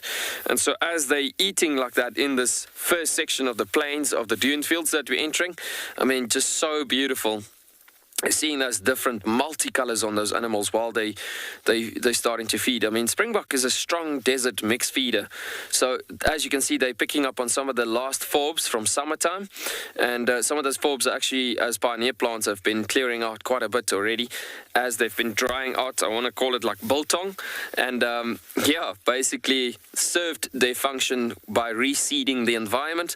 And so there's some of the little grasses that came up in amongst that pioneer plants as well, that they served their function as to reseed the area as well. In that areas, as you can see, they're eating on the soft, small little forbs down there at that side. So, but being mixed feeder, these animals can easily adjust from winter to summer to spring to autumn to various different seasons as to what they need to feed on for boosting the energy levels enough as to a specific point of being basically building a good enough amount of energy in this structure. We're hearing a couple of Namako sandgrass also coming over, doing their morning patrols as they just started getting active, as the sunlight is starting to strike the dunes slowly but surely. And as we spoke about it being quite a bit of a chilly morning this morning, just looking at how it's all just suddenly changing with this first rays of sun breaking that cold line a bit. I mean, it's incredible seeing how it all comes together, how the sudden changes are happening. And then yesterday we spoke about how quickly things can change in the Kalahari with animals adapting as well from that point of view. I mean, it was cold and most of the morning we haven't seen much movement. And suddenly when the first rays of sun coming up, there's like literally suddenly a herd of springbuck moving. So yeah, very beautiful, guys. We're going to continue down the road and see what we can get. But just so gorgeous, showing that golden early morning light with this beautiful herd of springbuck.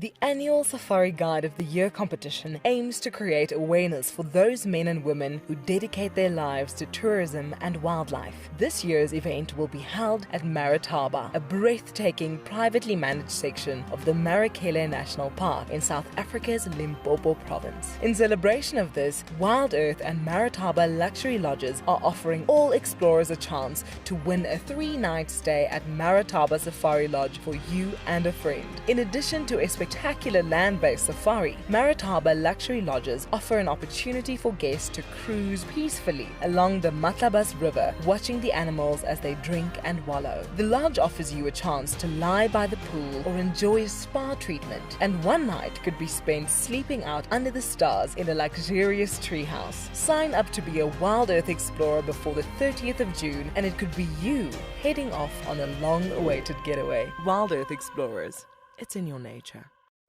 As one of the industry's best and Fagasa Indoors training institutes, NJ Moorfield Guide College produces professional guides of exceptional caliber and gives students from around the world an incredible experience. NJ Moore offers courses to suit all types of interests.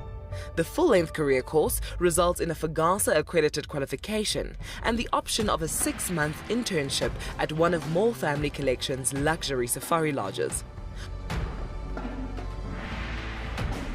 Shorter courses are a great introduction for those considering a career in field guiding or even a life-enriching experience in your gap year. With spaces still available in July, don't miss out on this fantastic opportunity to live your African dream.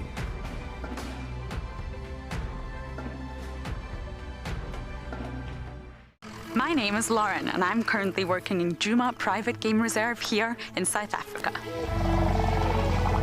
I love answering your questions during the live safaris. It's my favorite part. It feels like you're on the vehicle with me and I'm able to teach you exactly what you want to know. If you want to ask a question on Wild Earth, then you need to register on our website. Once registered, you must go to the live safari page and ask your question below the live feed.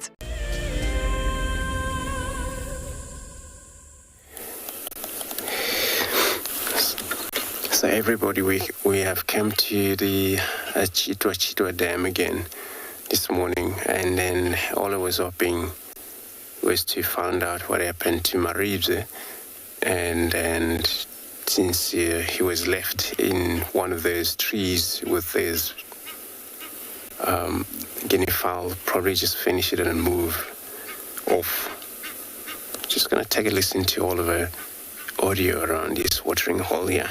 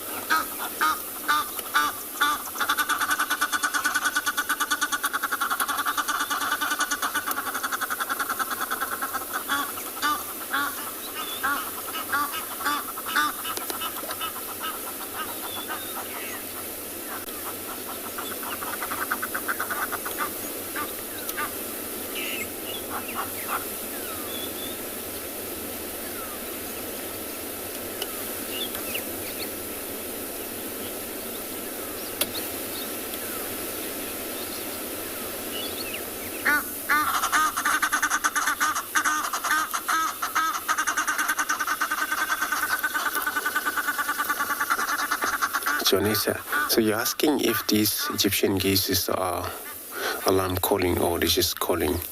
Yeah, they're just calling. They're not actually alarm calling. Here we've all seen a lot of them, and these are making such enormous sounds. They're the most females.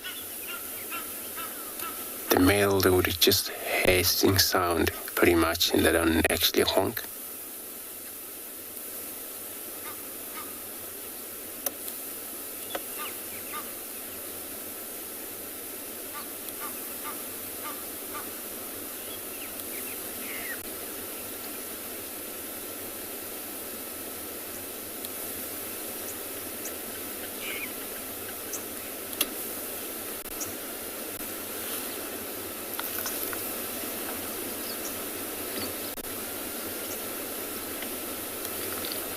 Nathan, you asking if there is a crocodile in this dam. There is some crocodile here, but they're probably maybe still in the water. We're trying to look around. Nothing basking really that I can see. Oh, there is one there. And then it's so far from the rest of that. We actually seen hippo as well here. In this very dam, so many of hippo, but that crocodile isolated,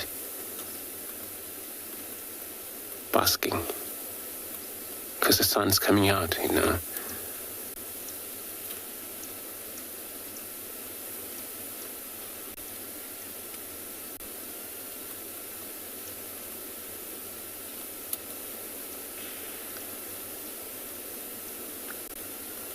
I'm not just sure how many crocs are in this dam, but we've been seeing maybe 2 different. Could be that more. All of them.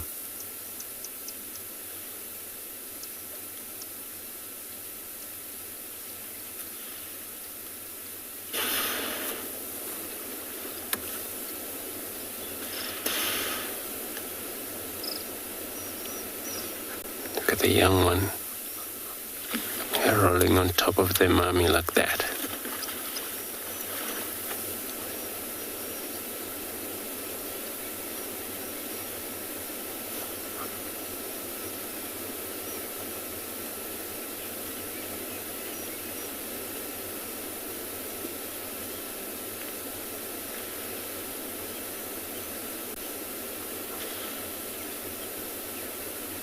And his hippos, they probably have returned back this morning to this watering hole, because they are nocturnal. They move out of the water to feed on grasses at night.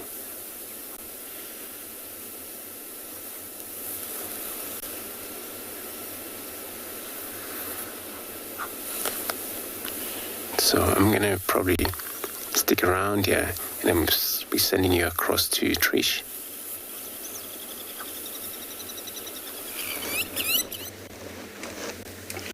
Not the leopard I thought we were going to find, and definitely not the one that we saw the tracks for.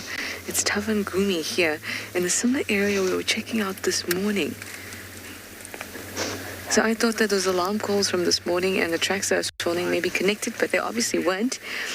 Now we've seen that it's a male leopard. I'm just going to move forward a little bit so we can get a look at him. The thing is, there's a lioness in this block too.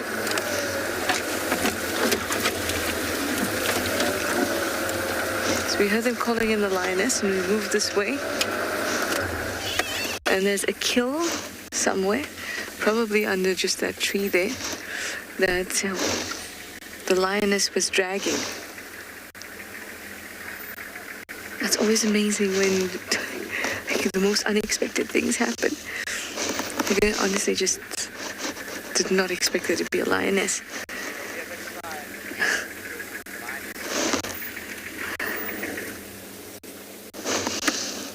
So we can't actually see her, but he is very, very cautious about the fact that she could still be around, and he would have a better idea than we do.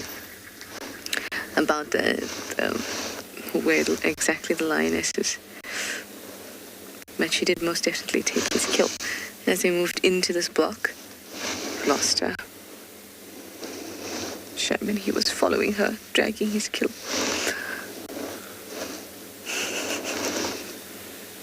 He's looking off in the direction of the kill at the moment. Once he figures out what he wants to do, then we'll also move, because the kill is on the other side of the tree, so we can't really see it at the moment.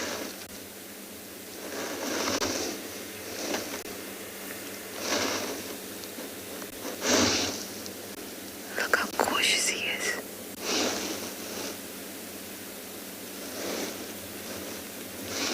Obviously, he does not want to get into a fight with a lion, even if it's just a lioness. No, definitely not. He's so still, just staring in this direction. I'm just gonna have a quick look around. I don't see any movement, but the grass is that perfect color for the lioness. Oh, bit of backtracking.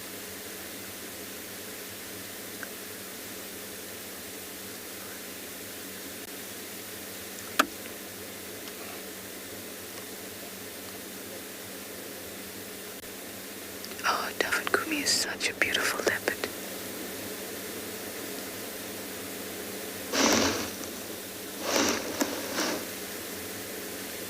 Now off he goes.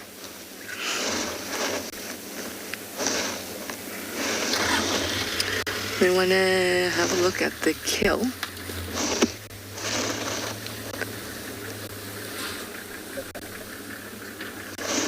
So we'll turn around just now. She's a little tight to move at the moment, but the other vehicle is leaving.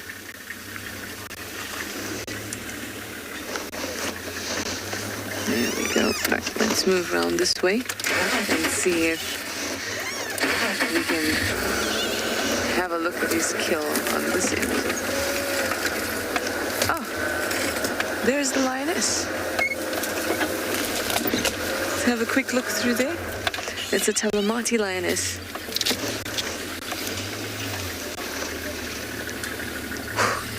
No wonder he was so nervous. She's so flat here.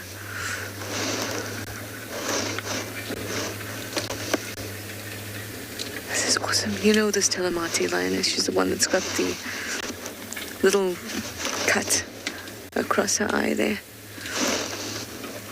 And see if we can position ourselves to be able to maybe see him as well. And the lion and the lioness in one. She is very protective of a... Can't quite see what that kill is. Maybe a nyala or a little kudu. Let's have a look. Like a kudu.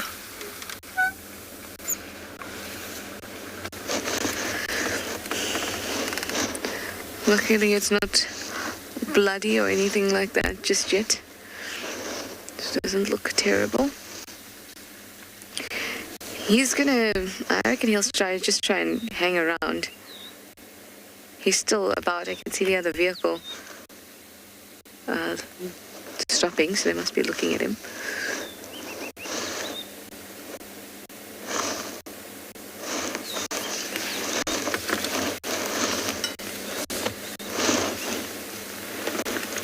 Can you see him at all, Theo?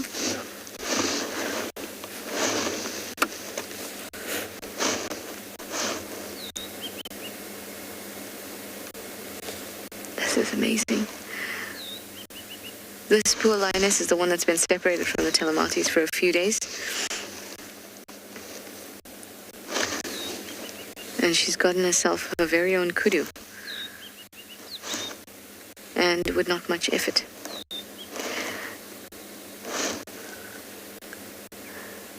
Tswalu is not going to start a fight with this lioness. He could easily be killed. Despite the fact that he's quite a large leopard, He's nothing compared to the scale of a lioness.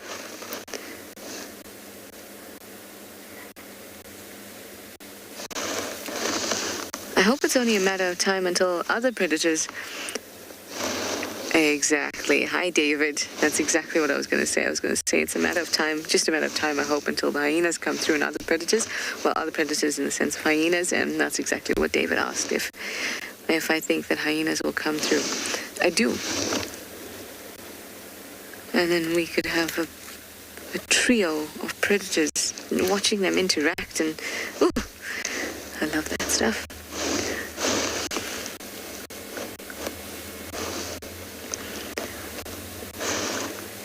See how they behave, and you know, several hyenas can easily chase off this lioness from the kill, and that will be something to watch. Say 4 to 6 hyenas come through, she can be chased off this kill, and once she's chased off this kill, what will Tavan Groovy do? So much wonderful potential this morning.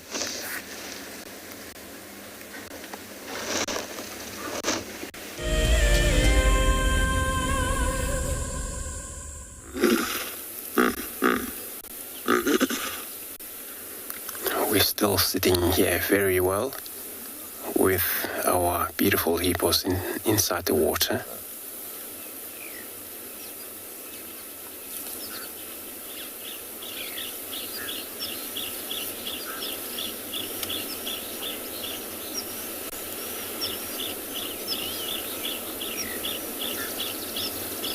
And this hippo seems to be everywhere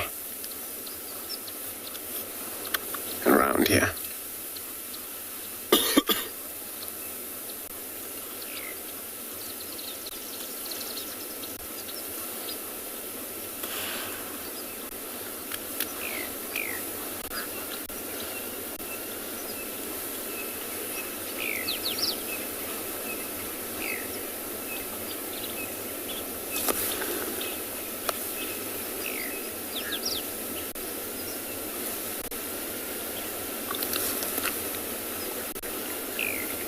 And I will be spending the whole day light in the water. Would they sometimes come for a basking just outside of the water, lie down, and they make sure it's safe for them to do that.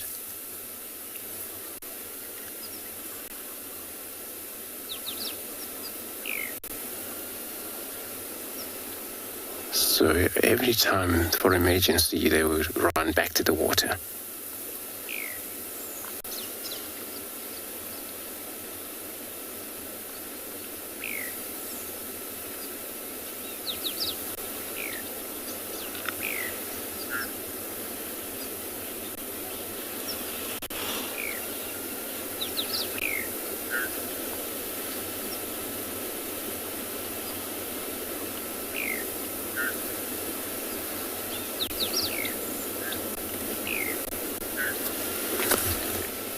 And it's still quite a morning, so they don't have to worry about starving because they just returned from the land.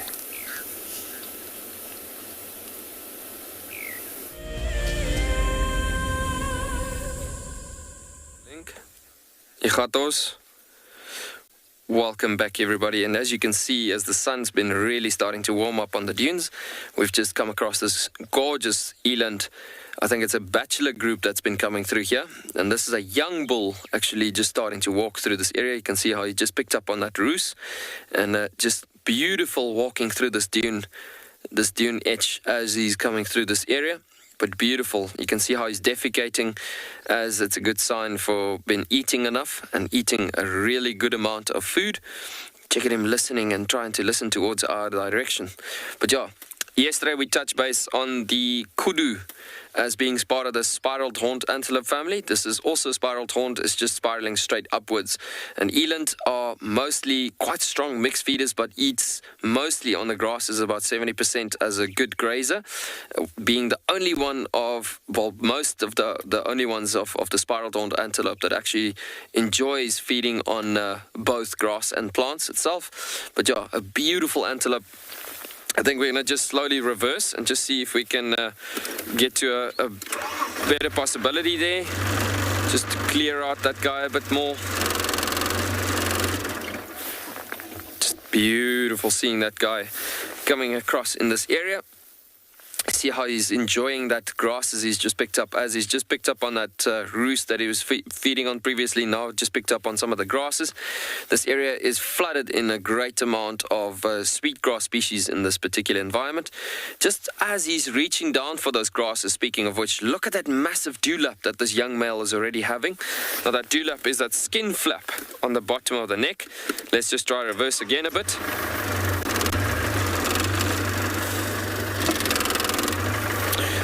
So as I was saying with that dewlap, it's a very, very nice piece of layer of skin that they also use in summertime for a great amount of cooling mechanisms that they make use of and so on. But yeah, it looks like we're about to lose these eland as they're walking in amongst that thickets going out of this area. And meanwhile, sending you back over to Trish.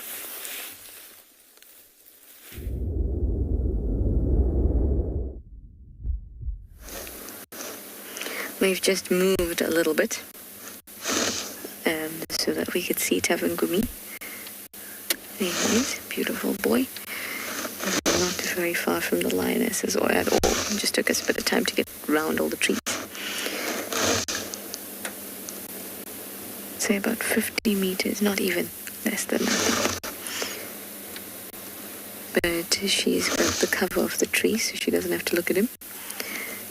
And he doesn't have to look at the kill that she's stolen.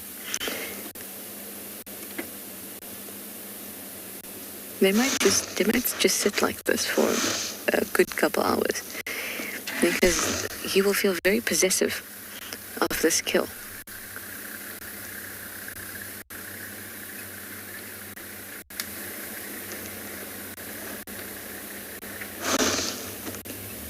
So he'll just sit here, even if he finds it unreasonable to expect that she would, suddenly walk away from it.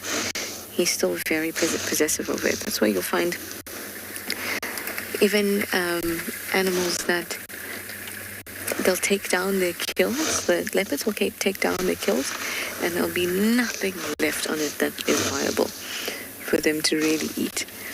But they'll still take it down and then be quite upset when somebody else steals it, like a hyena steals it, because they're incredibly possessive over their kills.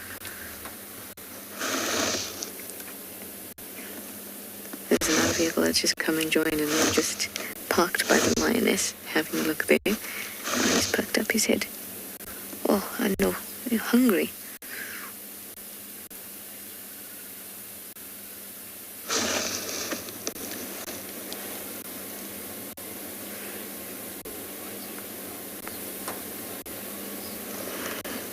I hope the lioness will be able to find her pride again.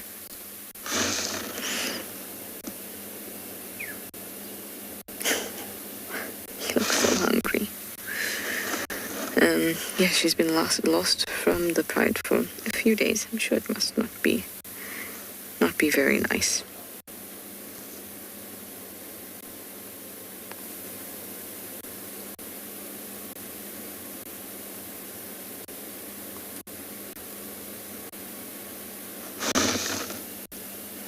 It's wonderful to see Tavangumi, though.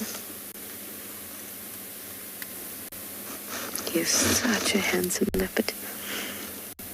We saw a handsome Bennett's woodpecker today, and a very handsome leopard.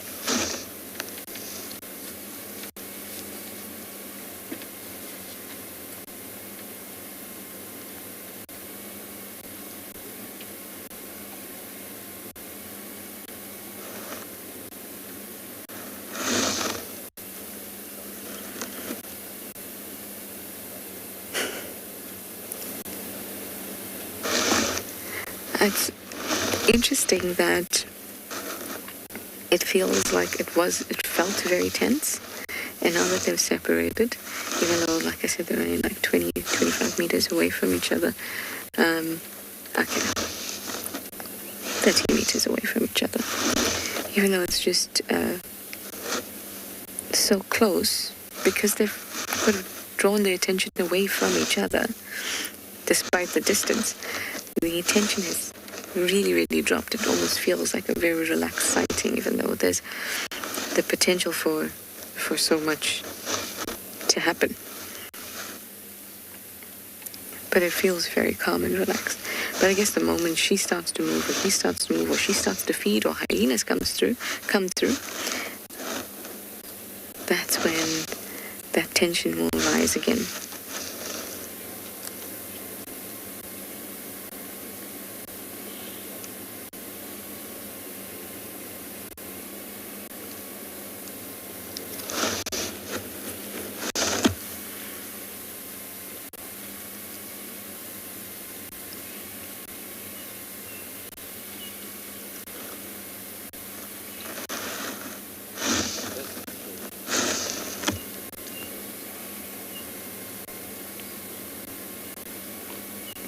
Hi Kolani, you'd like to know why wouldn't the lioness start feeding straight away?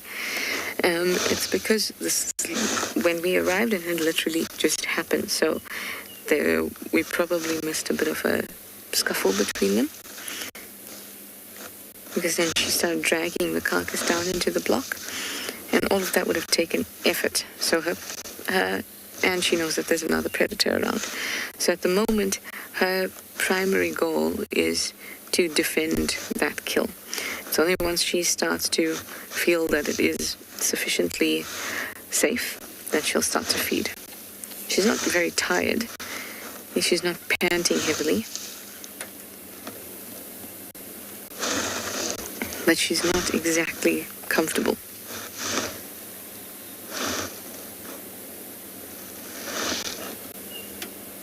They can still smell each other 100%.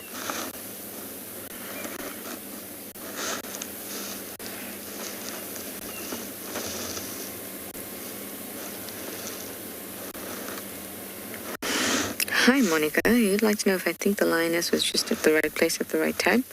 Absolutely. It could have been that she was just in the right area, not specifically like, she saw him on the kill and then, or saw him grab the kill and happened to be on the road at the same time. She would have happened to be in this kind of area. Maybe she was in one of the blocks near Gallagher Shortcut, near Aubrey's, where we were having a look today in the morning. And heard like the squealing from the kudu, came to investigate, then smelled him, and then followed and grabbed the carcass. So she must have been in the general area at least to hear the horrible sounds of when an animal dies.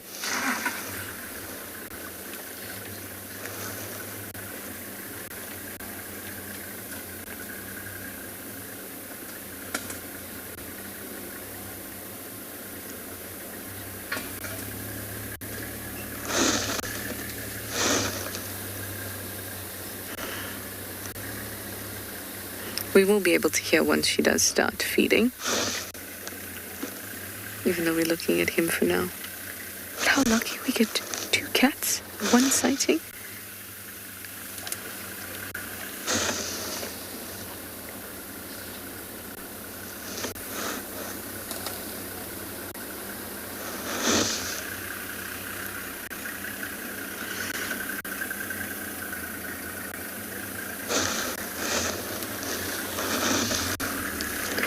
Like I was asked earlier about the hyenas.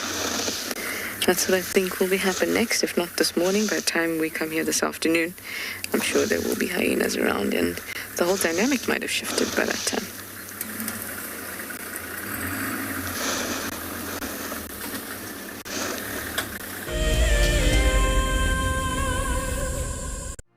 Another wonderful guest with us, Sergio Real. Sergio is a holder of the Ticket to Dream. I bought a Ticket to Dream because I love Wild Earth. All of the guides have been awesome. We've been watching for years, and it's a favorite part of my day to get to watch the drives. I look forward to seeing lots of leopards If you want to go on safari with a Wild Earth guide, whilst honing your bush knowledge and of course featuring in one of our shows, then head over to our website. My favorite part of the drive today was definitely an elephant that paid us a visit and came right to our car. Sign up to be a Wild Earth explorer and you could be making your first ever on-screen appearance. It's amazing being on a live drive in Djuma. It's just fantastic. The scenery is beautiful and the animals are even better.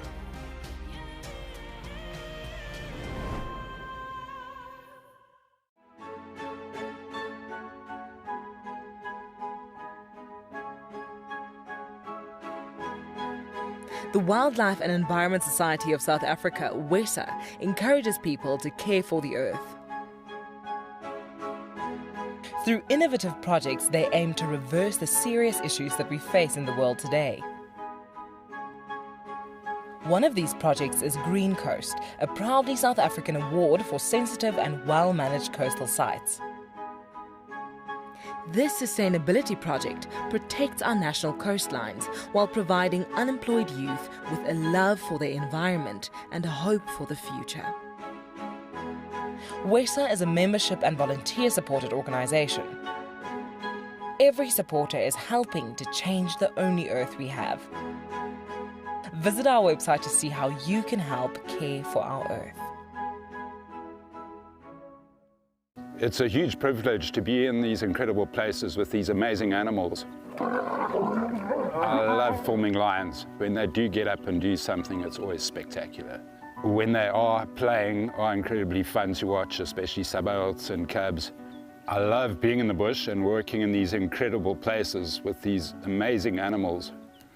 We want to bring it to you so that you can almost feel like you're right there and be able to experience it and enjoy it the way we are.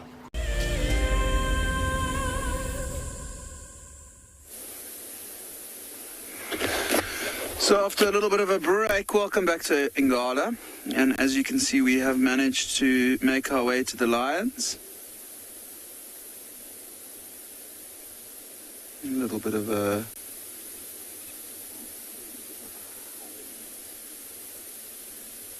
Oof. Mom is getting harassed by the little cubs this morning. And these lions were found by one of our other rangers not too far from where they were left yesterday, so they didn't move a big distance. And if you have a look at some of them moving now, heading over to some of the other lions that are lying here. It's quite a lot of the lionesses from the pride.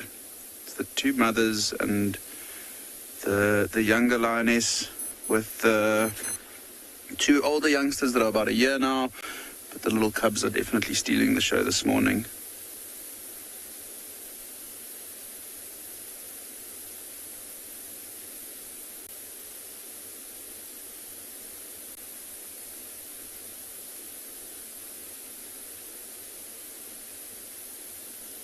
Majority of them with their heads up and lying, some of them in the sun, all their heads go down. Some of them lying in the sun, some in the shade, but they've managed to find quite a nice bare patch of sand here in one of the Sodic sites on Ingala. And these youngsters have actually spent quite a lot of their time so far in their lives in this area.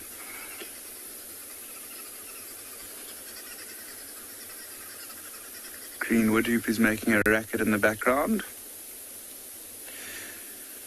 And I think it's a similar, I didn't get a chance to see which lions were in the area yesterday, but I think it's a pretty similar makeup to what we had on Ingala yesterday. They were in the riverbed yesterday, so they have moved probably not even 500 meters to where they are now.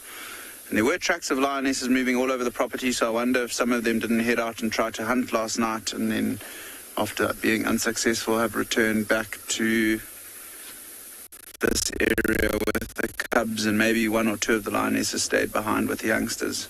What is interesting to note, if some of you remember, there have been 7 new additions to the pride that have been born since about 5.5 months ago. And then there were the 2 newer cubs, which then turned into 4 from nowhere, which was quite amazing for us to see.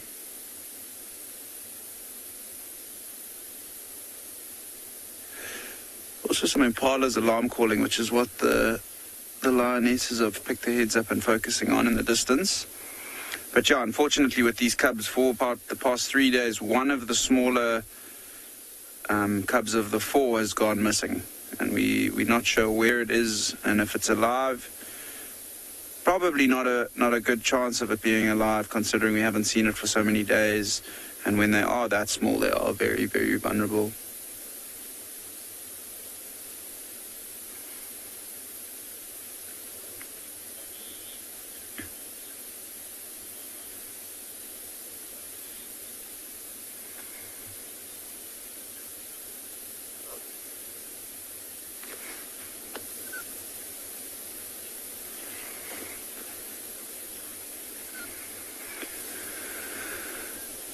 Good to hear from you, James. And the other day, actually, when Rule saw them, I was in that sighting before, and it was the first time and only time that I've seen the youngsters. However, there is quite a good update for us. 2 of the rangers have been working that area quite extensively this morning around the riverbed. She's a very tricky leopard to find, and at Ngala we know finding leopards is not the easiest animal, with the areas between the roads being much bigger than pretty much anywhere else in these parts. But one of the rangers has found her this morning. We think it's her. We'll have to go and make sure for ourselves, and James, I'm sure you'll be able to verify that for us as well. But she was found with what sounds like a nyala carcass in a jackalberry tree quite close to Tended Camp. There are quite a few guides in that area, so I think we won't head there this morning, but maybe this afternoon first up we'll head straight into that area. And who knows, if it is her, there's a good chance that by this afternoon she would have gone to collect those 2 youngsters and bring them back to the carcass. Those cubs, nowhere near as relaxed as these cubs with the vehicles, still very shy of the cars, and they only really stick their heads out if the mother is there. But who knows what we might get lucky this afternoon if that carcass is still up in the tree. Quite an exciting wait to see what happens this afternoon. But for now, you can see some of these youngsters are still moving around. Some of the small ones very focused on us.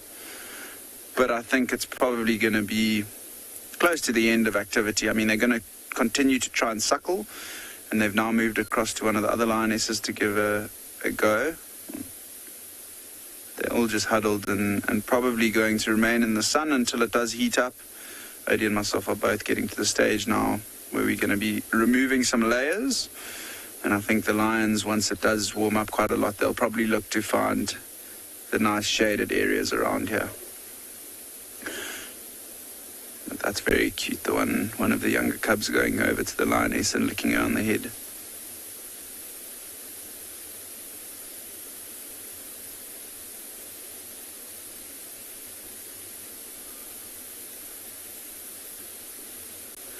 See how that little lion immediately turned its head and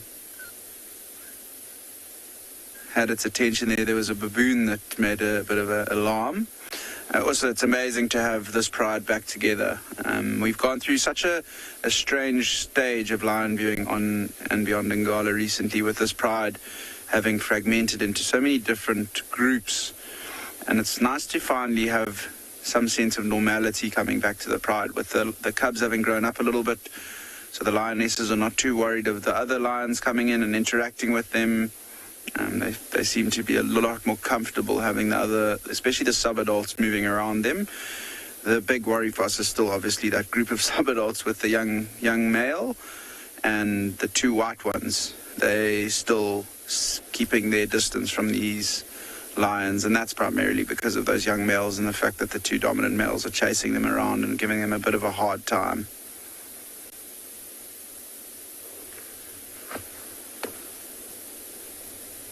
Just going to keep quiet and have a listen and see if we can't hear that little cub whining as it tries to suckle on one of the lionesses.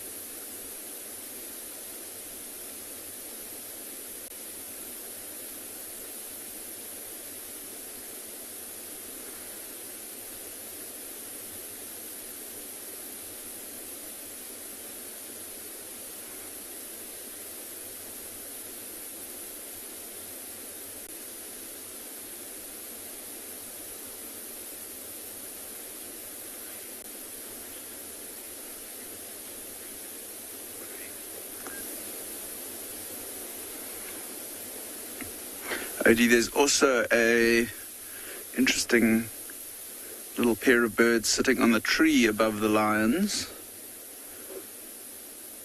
Just have a look with my binoculars quickly. We did have a look earlier. I think if you have a good look, you'll see both those vultures' heads are quite tucked away trying to groom themselves. So we'll wait till one of them pop their head out again.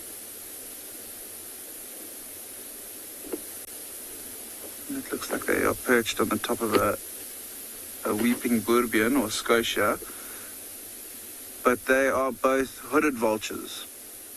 And when you see hooded vultures in the bush, it's always a good idea to have a look.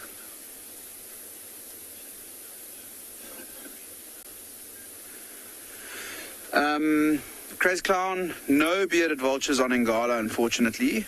They tend to prefer areas with big mountains in, so the Drakensberg Mountains are a good area to look for them.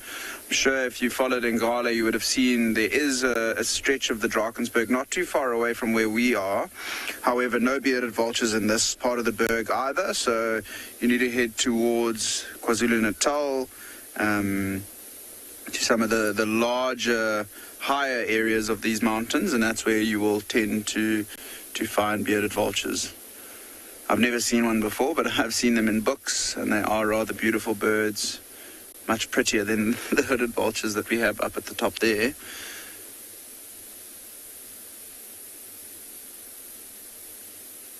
But you can see now all the lions, heads down, flat, static. They seem quite content, just sleeping this morning. Hopefully this evening, they don't look like they have eaten recently, so hopefully this evening they're going to get going when it gets a bit cooler and darker later tonight. And for their sake, I hope that they're able to catch something, and hopefully something a little bit larger than a nyala or an impala, maybe wildebeest or a zebra. We have started to slowly see buffalo herds coming back into the property in the northern and northwestern sections of Ngala. We had quite a big hailstorm, which has allowed or brought new growth to a lot of the trees that lost their leaves from the large hailstones. And I think the hail's added a little bit of nitrogen nutrients back into the soil. So there's lots of green grass and green leaves, which for mid-June is almost unheard of. And that's where we started to see some of the buffalo herds coming back into the property. But I think with these lions, it's a bit of a successful morning, having come out and looked for them, found that other lioness calling, and then thankfully for us, Eric managed to locate these members of the pride. But with the fact that they are all flat, sleeping, I think what we'll do is let them enjoy the morning sun and rest for the day, and maybe if we get a chance later this afternoon, we'll pop back and come and have a look. But I think what we'll do for now is maybe head down towards the Timbavati riverbed now that it's warming up, and see if we can't find some elephants looking for some water in the riverbed.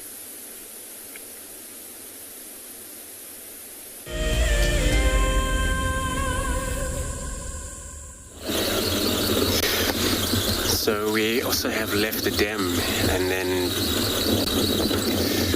just driving around, hope to find anything. And there was an update about the tracks of Marisa that you cross south away from that area where we can't go look around. So we're now just gonna hope to find anything else, different cats.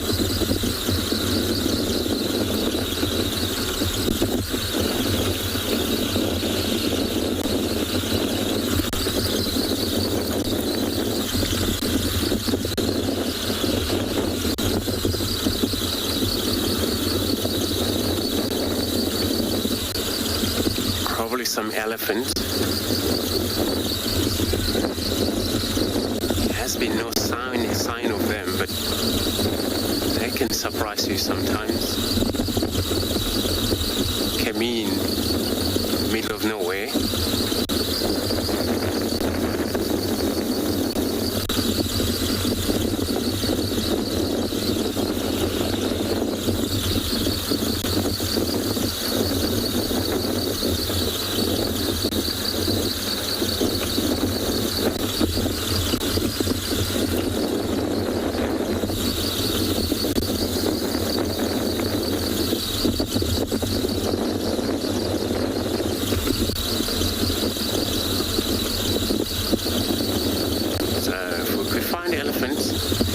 forward to spend time with them,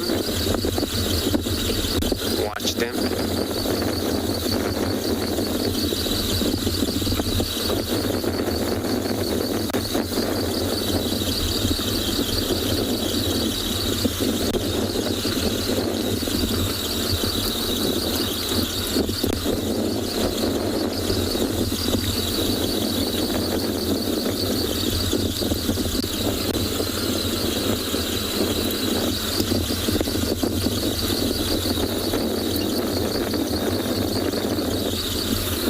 So let's hope we find them.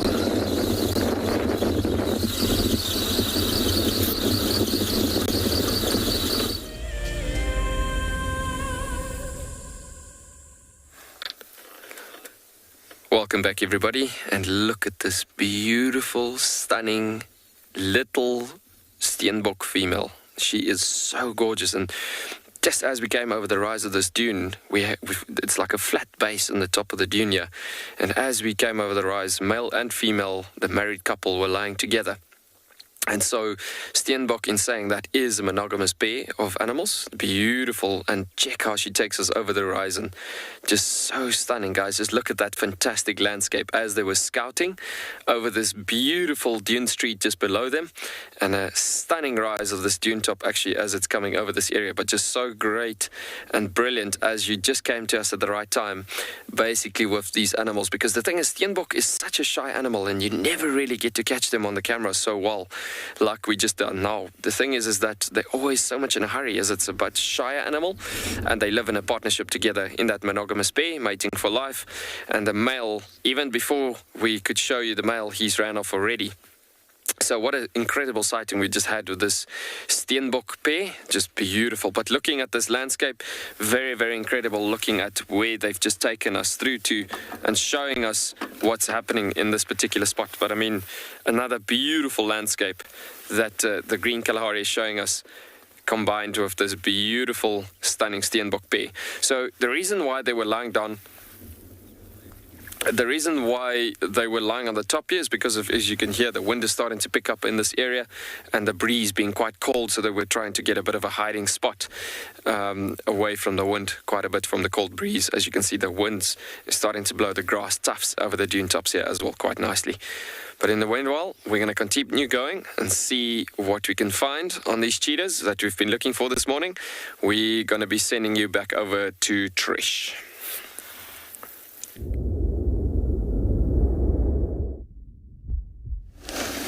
We have now switched over to have a look at our lioness. Tavangumi is still somewhere behind us. We just don't have a very good view of him. He's kind of gone flat in the tall grass there, so we've come over to have a look. In fact, not come over, we've just driven a little bit forward so we can see her. She's also looking quite flat. Now his goal would be to grab or to wait for the situation where she's off that carcass, grab that carcass and hoist it. Now I don't see any. There's one hoistable tree, or one tree in which the hoisting could be successful. Behind us it's a nice marula. So if he can manage to wait for her to maybe just venture a little bit away from the kill, maybe get distracted by hyenas, if he can wait for that and he's brave enough, he can grab onto the carcass, drag it quickly to the marula, maybe 30-40 meters away. And if he can get it up there, then it's safe and he can relax. But if he can't, he's pretty much going to say goodbye to this kill.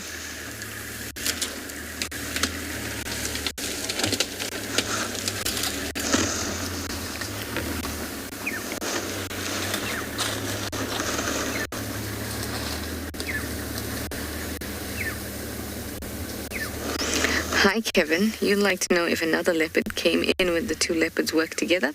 Nope. What could happen that can look like they're working together is that they could both feel offended by the presence of the lioness and be interested in the kill, but they wouldn't work together. Firstly, they obviously don't have enough power to be able to, they can't overpower the lioness. And each of the predators don't really want to be injured, so they're not going to engage in a battle unless it's absolutely necessary, unless they feel cornered, totally threatened. So they wouldn't work together.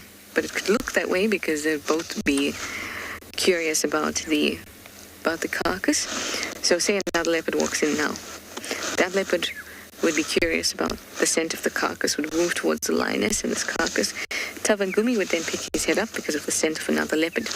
Then that leopard would pick up the scent of Tswalu. Then they'd both have their heads up, and we'd be able to see them both. It may look like they're going to both, convene on this carcass and try to take it from her.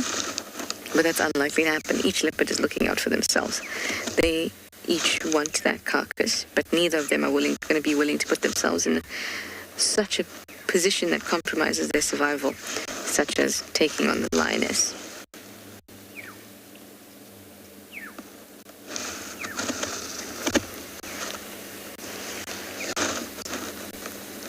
Is an interesting thought, though, and I must say that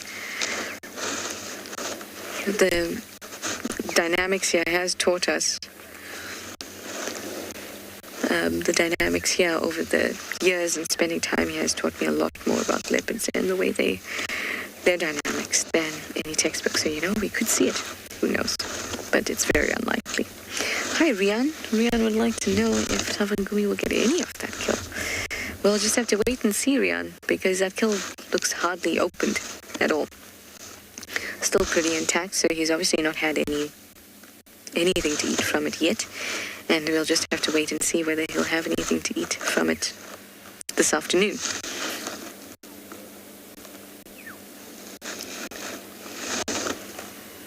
It might be nothing.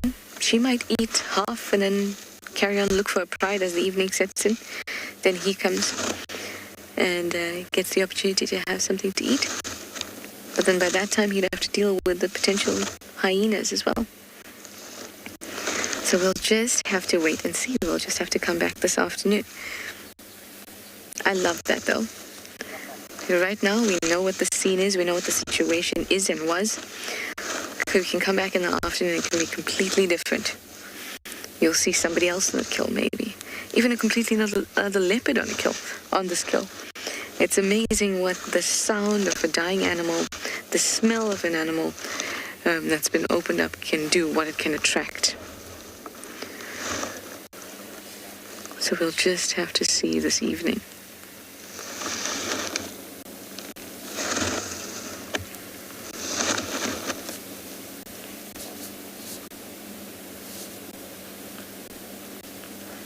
It's a terrible block, this one, though, so I hope that they stay put and don't move too much. It's a very difficult one to navigate, despite being right here on Gallagher Shortcut. I mean, it is Gallagher Shortcut, Buffalo boundary, so it is far away from camp, but it's a road we're so used to and we use so often. But the blocks are terrible.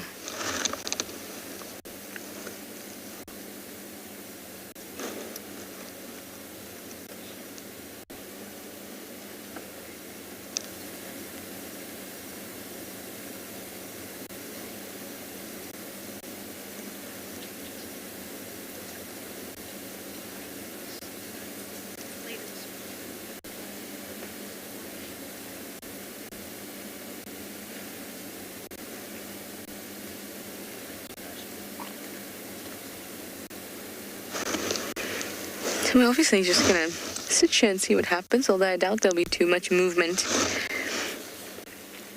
at least this morning. I hope they will, but I doubt it. But we will stick around until the end of drive to see if there's any.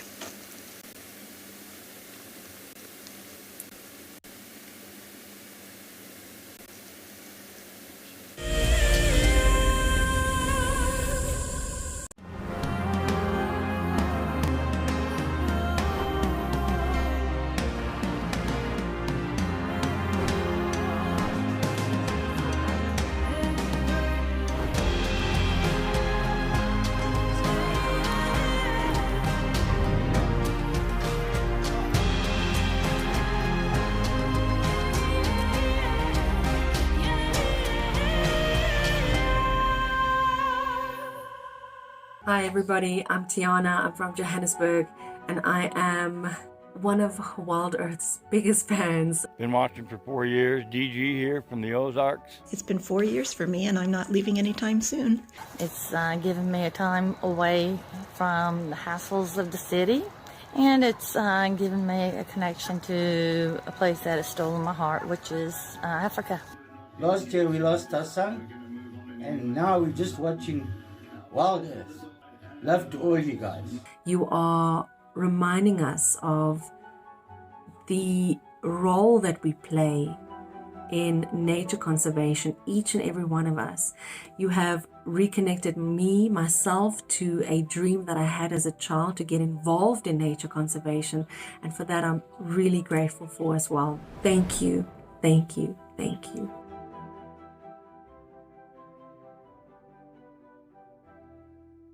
My name is Steve, and one of my favorite things at Wild Earth is getting questions from you. The type of questions that I really like are those ones that really help us to unpack and understand and really integrate the ecological knowledge and fully appreciate the importance that animals such as these Cape buffalo bring to the ecosystem.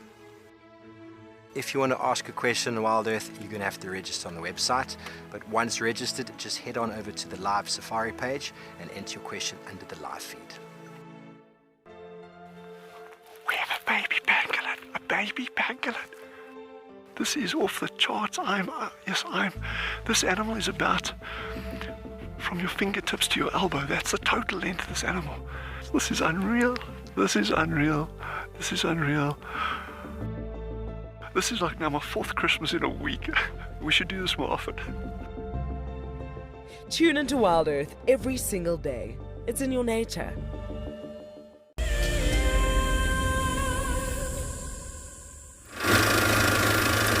So we've been driving down these dune streets and just reaching more and more peaks of beauty coming through this area that we're driving through. You'll see every now and again as we're getting to the rises of dunes, descending into the dune streets.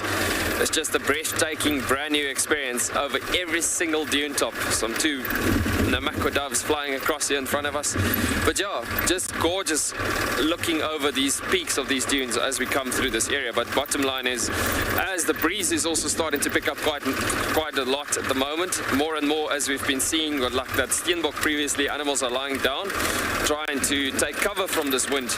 It's not just that it's cold, but the main thing is that the stronger the wind blows, the more it gets to a point that the animals needs to drop down behind the bush, away from the wind, so they can use the senses. Senses in a way that when the wind blows quite strong, it literally takes away their senses of hearing and smell from the direction downwind from their position. So that's the thing, it creates so much stressful factors for most of your animals, and surprises that they could get killed by predators. And for the predator's sake, for instance, cheetah from this regard, is that they could easily be getting killed by another cheetah or by other predators in a certain given area like this. So especially where the plains becomes quite vast and open in this area, in the dune tops itself, it comes down to the point that they constantly need to think what they do. You see, in a desert environment, everything's harsh. Even if you talk about the plants and you talk about the toughness of the ecosystem, the plants itself, I mean, there's thorns on 80 to 90% plants all around us. So it tells you so much. Oh, pale chanting goshawk coming up to the top. I don't know if he's going to sit down. It's a bit of a tough one as he's flying through the air. There he goes, flying off to the distance, and off he goes. But just talking about this beautiful landscape that we're coming down into again, descending here, you can see the breeze is coming through this area quite a bit, building up.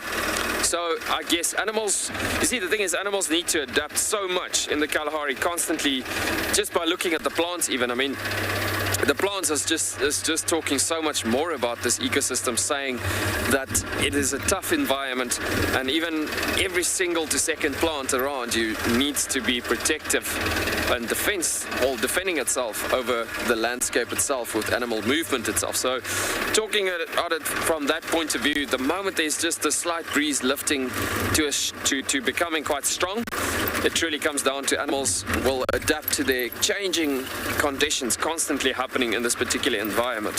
So yeah, I mean, and that is what makes this ecosystem so incredibly awesome, because there's constant adaptation happening from the various different times that changes over the different climates that happens throughout the different seasons. But even within one given day, even in summertime, the winds could pick up with a thunderstorm quite quickly, quite early in the morning, and with that thunderstorm it could easily get to a point where animals need to see and know what they need to do. Sometimes to extreme conditions that they need to be active at that time, just because they know what's coming up ahead for the week coming up in advance. So it's really, looking at the ecosystem, it's an incredible extreme structure that animals needs to constantly think about, not just the day of tomorrow, but the week and the month of tomorrow. So constantly in that situation, that animals needs to constantly be carrying on with what they need to do to succeed in life out here. So guys, we're going to continue going down these dune tops and keep on looking. The crazy thing is we've only come across some old cheetah tracks from 2 days ago and a day ago, and so it's really not worth it to continue tracking with tracks like that, because the moment you do that, remember it's winter time, so animals walk long distances and the energy levels are quite high in the times when they need to be active. So the thing is, when it's too cold, they just need to drop down and save the energy. But when the temperature is right, they'll walk most of the day from the early mornings when it comes to, well, let's put it in a normal winter's day, not a cold front day like it's been the last 2 days. So looking at a normal winter's day, you could easily get to a point where animals walk from about 8:30 in the morning to a good 11:30 in the morning, and so to maybe to 12 o'clock. If it's a cold front day like today, if this wind dies down, animals would walk rather in the middle of the day. And in saying so, animals can cover huge, massive distances in this particular environment. And yeah, so if you're following old tracks, you might walk the entire day on those tracks. So it's very important, especially from our tracking team tracking point of view. We don't have a tracker on this vehicle, but the thing is, with most people, Zoe, you are wondering, how do I know that a track is old? I guess it comes with years of experience as well in the bush, but the thing is that your eyes get tuned into crisp quality of tracks and then tracks that's aging. So what's happening is that, especially you got to look at the weather conditions that's happening currently as we speak. The wind is blowing and the wind is picking up quite dramatically at certain places. So the wind clears out on soft sand of the dunes, clears out fresh tracks within an hour, it ages. So, but then if the wind and the weather conditions was doing pretty well actually over the last couple of days, then it truly comes down to, you got to look at which animals have walked upon that tracks and when is this animal mostly active. So say for instance it's a leopard. When do they start walking this given time of the year? It's roughly around about late afternoons into nighttime. And even being a nocturnal animal, in saying that, the leopards would slow down in the middle of the night because it is quite cold at night, so they can't go too far in the sense of bridging it to a certain system if it gets too cold, because then overconsumption of energy happens again, trying to stay warm while it's active at the same time. But bottom line is, as these animals are walking at certain times, there's other animals that also starts getting active, like for instance a duiker. A common duiker walks at about, in winter's mornings, about good 7:30 in the morning. So if you get, for instance, you classified as, okay, these are pretty good tracks, fairly good tracks, you can easily get to a point that you look at what has happened on top of those tracks. So you see, okay, the duiker is fresh tracks, fresh tracks, and this duiker has now stepped on top of that leopard tracks that you were busy following. Then you know, okay, well, that leopard is definitely older than maybe 3-4 hours ago, depending on the time also that you see that duiker tracks that's been walking across that leopard tracks and so on. So there's various different factors that you need to look at given the last conditions that happened over the last couple of hours, last 2 days. And if you, for instance, had the wind, let's pull the ball into a complete different court. Say, for instance, you the wind's been blowing vigorously the last couple of days, and suddenly you get a crisp track on top of that windy formation that's been blowing. It really comes down to that animal's not far. Why? Because it's stepping on top of the windy tracks, if I can put it that way, and there's absolutely no breakdown to the actual track. But yeah, there's aging on tracks that happens due to weather factors, conditions, animals' movement, all sorts of things like that. And you just got to know who's walking when. It's an art. It's a true art. And I must tell you, there's so much that I've learned. Like, I mean, I've been guiding close to 11 years now in the industry. And before I came to Tswalu, I thought I could track, and I thought I knew about tracking. Until I got to meet the Kalahari trackers. That's when I started discovering, you know what, there's so much more to learn from that point of view. But yeah, I've been in the Kalahari for 7 years now, so I must say there's so much that I've learned in this last 7 years to as opposed to tracking itself and so on. And yeah, it's a true art, and the knowledge what these guys give you on specific grounds of tracking, base and form and so on. All right, guys, so we're going to continue down the road and see what we can get on these cheetah. As this breeze is coming up, it is getting a bit tough, but yeah, we'll send you over to another gorgeous destination with another type of tracking event.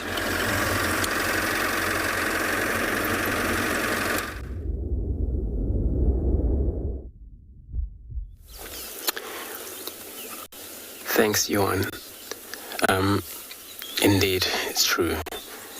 Checking from the older and the new tracks, it's also very important so that you know you're following the right or the fresh tracks by just able to tell if it's fresh or not.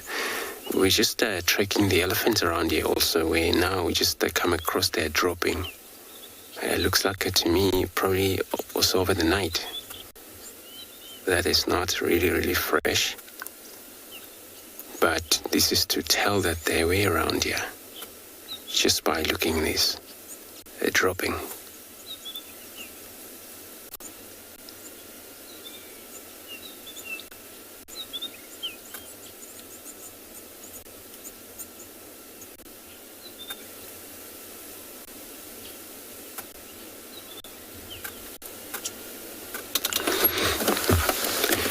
So we don't have a lot of beetles this time of year, and that's why a lot of dung, you still see them the way they are being dropped.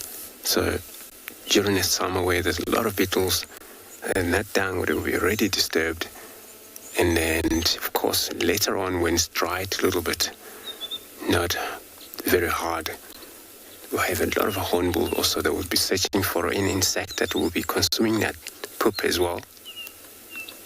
So I'm going to drive around, see if we can find these elephants.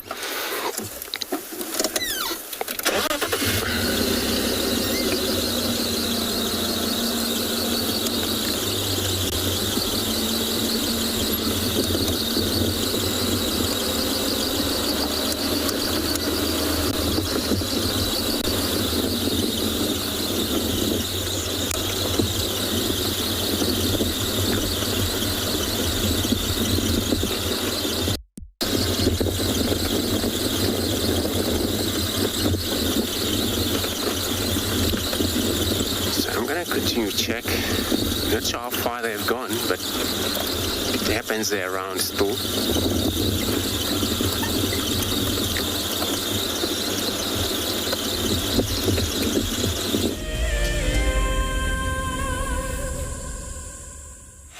Welcome back, everybody.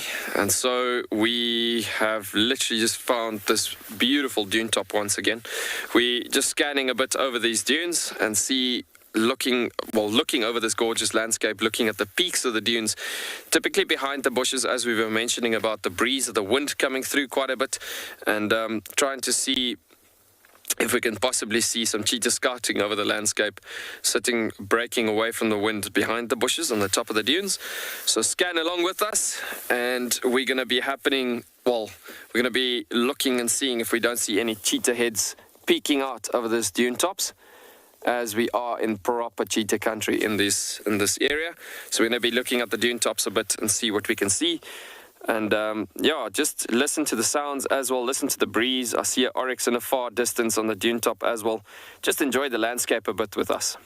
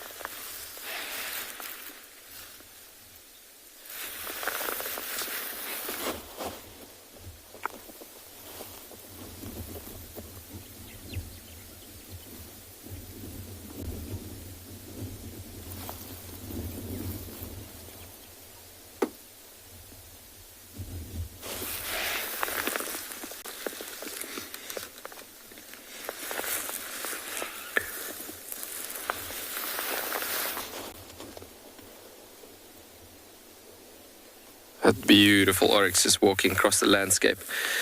And just stunning to see that terminalia trees on the top of the dunes as well, unfolding this gorgeous landscape.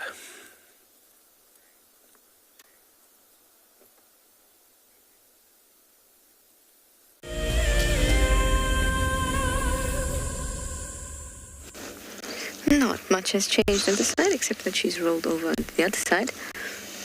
And I can barely see her, but at least with the camera I think you guys will be able to see her pretty well. See, she's moving her head every now and then. She was on her back for a little bit. I actually can't tell if she still is. Yeah, she looks like she still is. But she hasn't started feeding. Still just relaxing. It's a great spot though. Nice shade. Oh yes. And it's blocked the carcass from view of us and potentially anything else that comes along. So it is a good spot to spend the day. It's as if she's found the perfect spot in the park to have a picnic.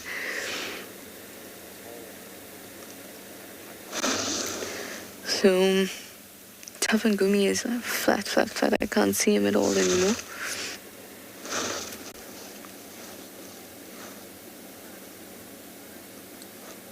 And like I said, it's a tough block to drive. Like, you just go and check. So you just kind of drive around and check where he is.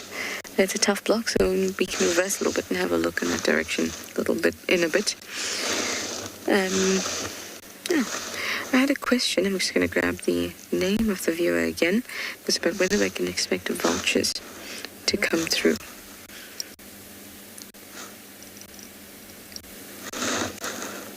Billy, hi Billy. You would like to know if we'd get vultures.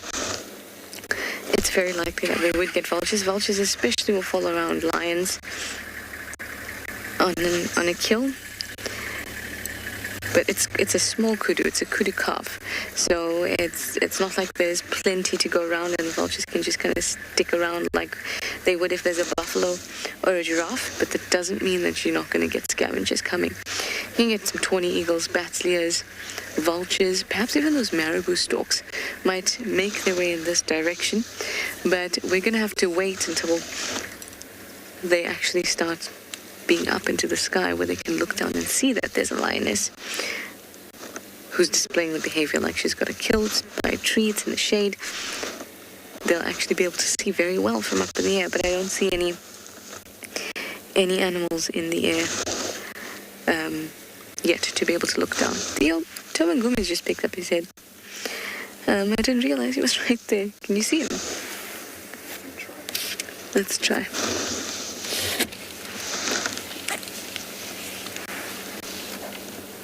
Don't flop down again.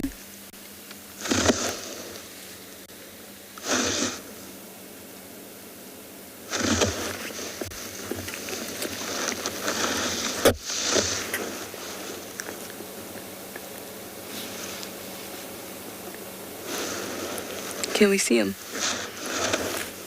That's cool. So you basically, we swing the camera around, we can see one cat and then another. That's pretty cool for me.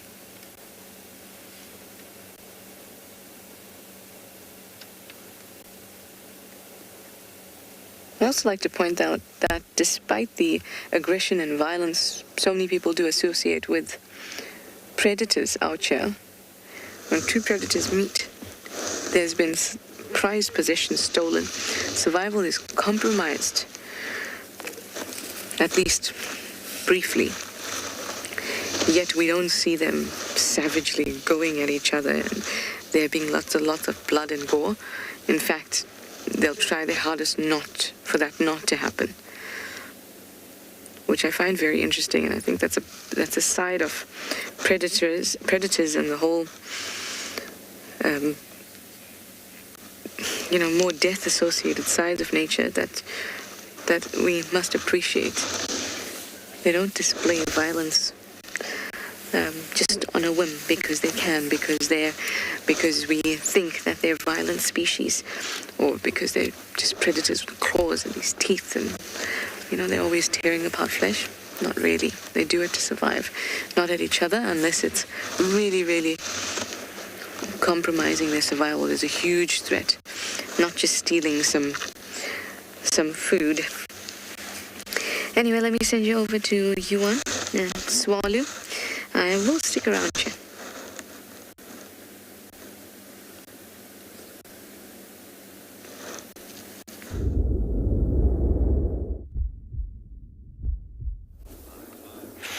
Welcome back, everybody. And as we just came down that beautiful, gorgeous view we had previously coming down the dune, we just been stumbling across this gorgeous wild colony of meerkats in this area. Now, meerkats are vastly distributed all over the Kalahari's ecosystem, and the thing is that you don't just have one specific colony or two specific colonies in a certain area. You got vast various different colonies all over the Kalahari's ecosystem because they're such a strong keystone species to this environment. So looking at the bottom of this dune street, it's a perfect area, as we spoke about termitoriums and talking about cocktail ants and things close to shrubs and bushes, bases, ends like this. It's the perfect destination for them to look for their food resources. And these meerkats have just started popping up behind this bush. It looks like they're actually just woken up right now in this particular area. As they've been coming through, they started hiding behind this bush. As you look at the tufts of the grasses blowing from north to south, and they just on the southern side of this bush trying to block away from the wind, trying to make use of the hearing resources. Chaka is constantly looking at us, trying to figure out what is this thing doing here. Now, the thing is looking at a game reserve this vast and this big, a meerkat colony like this in this particular area could easily see a vehicle today, and then 3, 4, 5 months can go past before they see a vehicle here again, depending on the vastness of their territory, depending on how big their territory is. So the thing is, this colony is not that used to people. But that is the beauty of a game reserve this size, because this is a vast wilderness environment, adding to such a strong wilderness factor. And then looking at things like this, coming across animals like this, you constantly got to work these animals. The moment you find animals like this in the wild, you got to show them respect. And respect, I've seen it so much times in the bush. Show respect to nature, nature will show itself to you. So looking at that conditions, it is really special. You can see they're paying attention to us. But there's various different zones of all different animals in the bush of comfort levels. And so first of all, you got a comfort level. That is what animals will, if you're in the comfortable zone of animals will continue with what they were doing by the time you arrived there. If you're on a alert zone, this is exactly that zone that we are sitting in right now, because they're constantly looking at us. It's not like you're disturbing them, but the thing is, you in this alert zone, you got their attention. But this is the time when you want to show them, listen, we're not here to push you, we're not here to harm you, we literally just here to watch you. And if they continuously keep on watching us like this, we'll just move on, because then that is the time when we need to show respect again from that regard. You got critical zone and warning zones. Basically, obviously, those are the zones that you never should be ending up with into animals either charging off or or running away, specifically fight or flight from that point of view. But yeah, you can see every now and again these meerkats are looking away from us, but just so beautiful coming across the dune street in these conditions that we're sitting on at the moment this morning with the strong breeze of the wind. Just beautiful seeing these animals just hiding behind this bush. Animals constantly adapting to this perfect conditions.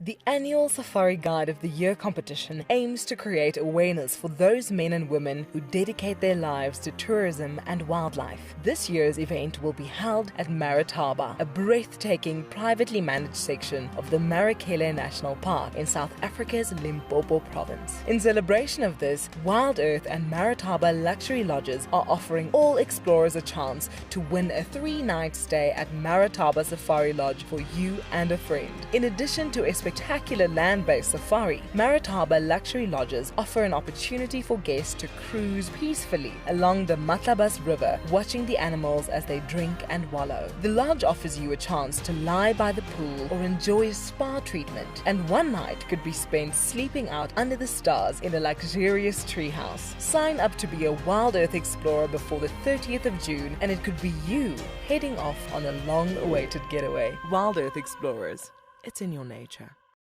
As one of the industry's best and Fagasa Indoors training institutes, NJ Moorfield Guide College produces professional guides of exceptional caliber and gives students from around the world an incredible experience.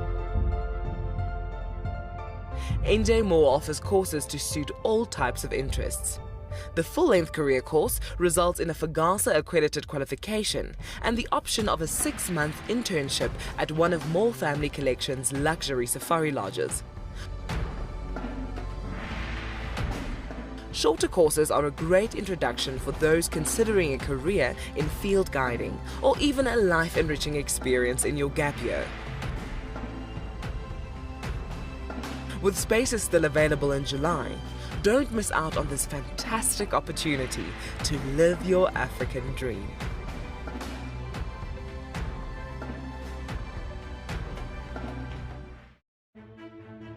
Hi everyone, my name is Daniel Fisher and I'm going to be your guide this afternoon. I'm looking really forward to taking you through and showing you all the beautiful places here at And Beyond Ngala. If you have any questions, please register on our website. Once registered, go to the live page feed and post your questions underneath the live feed. Join me on my next safari through And Beyond Ngala on Wild Earth. Send me live questions through the Wild Earth website and I'll answer them live from the African bush.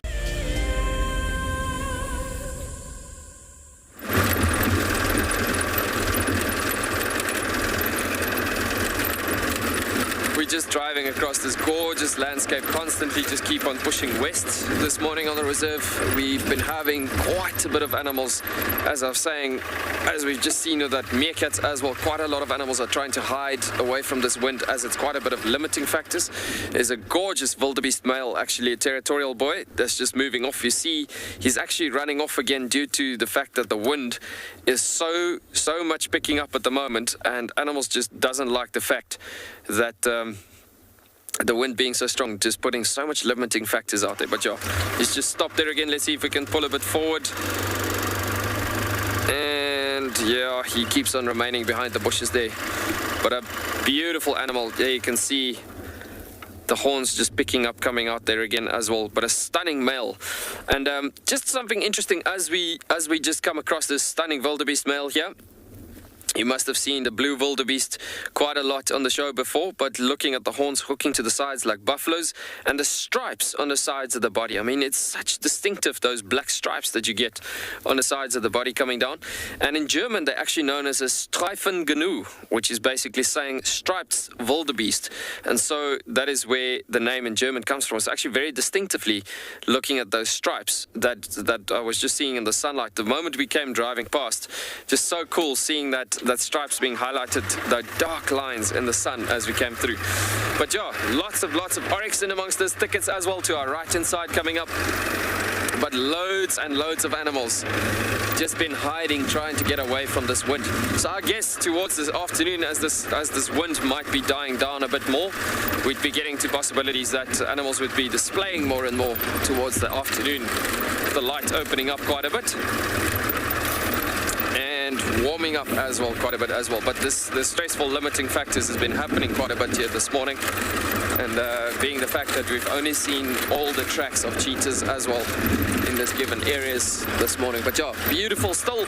You know what I always say to people, sometimes these type of mornings happens where you don't see much tracks, and then you must see the crazy dramatic amount of images that comes out of tracks and animals just suddenly all over the show that happens. I mean, it's not been a quiet morning, but it's been in a situation where animals are just hiding quite a bit. We're still seeing animals in the distances. Some are a bit too far to put on the screen, but yeah, just so beautiful. I always say to people, it's so stunning to come across this landscape in this gorgeous, gorgeous views, seeing all this beautiful landscape, and then different animals adjusting to their conditions within this area. Sometimes hiding in amongst the bushes, sometimes standing, forming stunning landscape shots on the top of the area.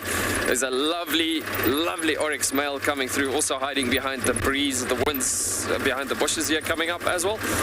But yeah, beautiful, this oryx male. Just look at that. Guys, that is truly the image of the Kalahari. I mean, it's a dead camelthorn tree sticking out and amongst, alongside with that oryx, giving us his beautiful bump cheeks that we're seeing there. But that is just the image of the Kalahari. Looking at that stunning oryx male being truly living up to the formality of this ecosystem. I mean, just so beautiful, looking at those clown face markings of the white in the face and the black markings. But looking at the detail on these animals, I mean, it's crazy. A beautiful horse-like tail on this animal. Looking at the beautiful white legs, so much white markings again, as we spoke about adaptations, constantly talking about reflection structure and ability, being able to reflect quite a lot of heat factors back into the ground in your summer's days. And the black markings obviously to attract the heat, as these animals are all in conditions where they typically need to absorb heat for the winter times as well. The sun's rays coming through, but just so beautiful, guys. Look at that image of the Kalahari. I mean, that is just beautiful, stunning. Look at those big ears. They got fairly big buckets for ears as well, listening out for trouble, as typically cheetah coalitions could be stalking up to animals like this, especially in a windy morning like this, where there's some areas where the cheetahs can use their senses all the way around, stalking behind bushes, approaching an animal like this. But just from that point of view, look at that pair of swords on that head as well. I mean, pure defense, and you can see how he's not getting easy. He's starting to become more and more uncomfortable because this vehicle stopped, and looking at him now, what is this thing doing? And it's just the tension of the environment just happening all around, acting all defensive over his landscape, this territorial male, as we approached this area with the wind keep on blowing, pushing it. But yeah, beautiful, guys, just a stunning landscape. We're going to continue going through this area and see if we can get any possibilities furthermore on this morning for any cheetah activity. But otherwise, we're going to be sending you back over in the meanwhile to Trish.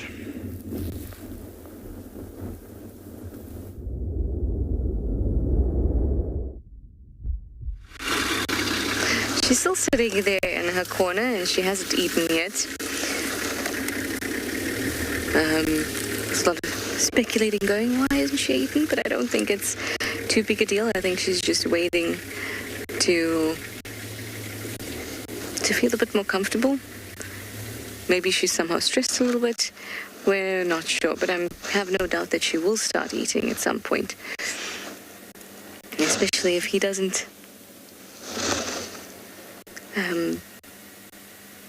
especially if he does make a move. If he starts moving in this direction, she'll feel even extra sort of the need to get the whole process going.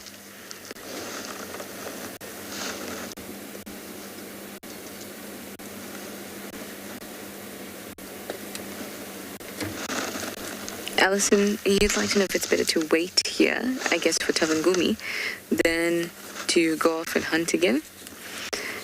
He's likely to wait here for some time before he goes off and hunts again.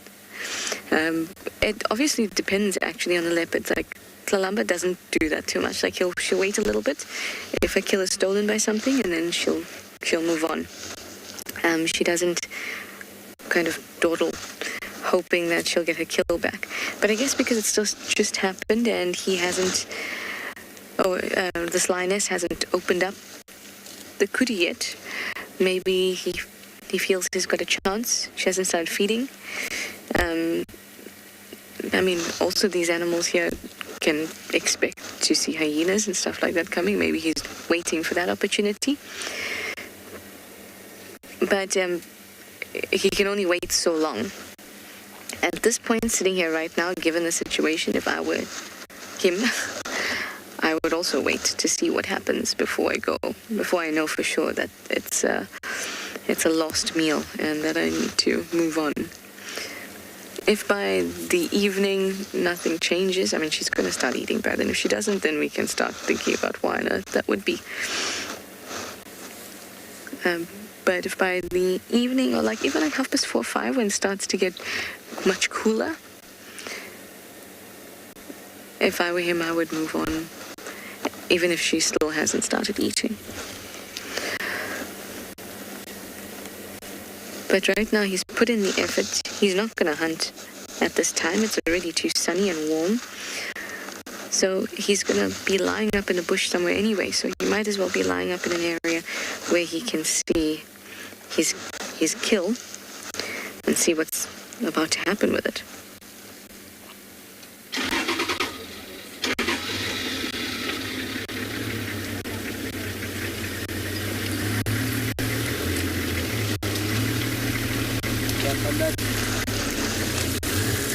Now we can't really see him at the moment, so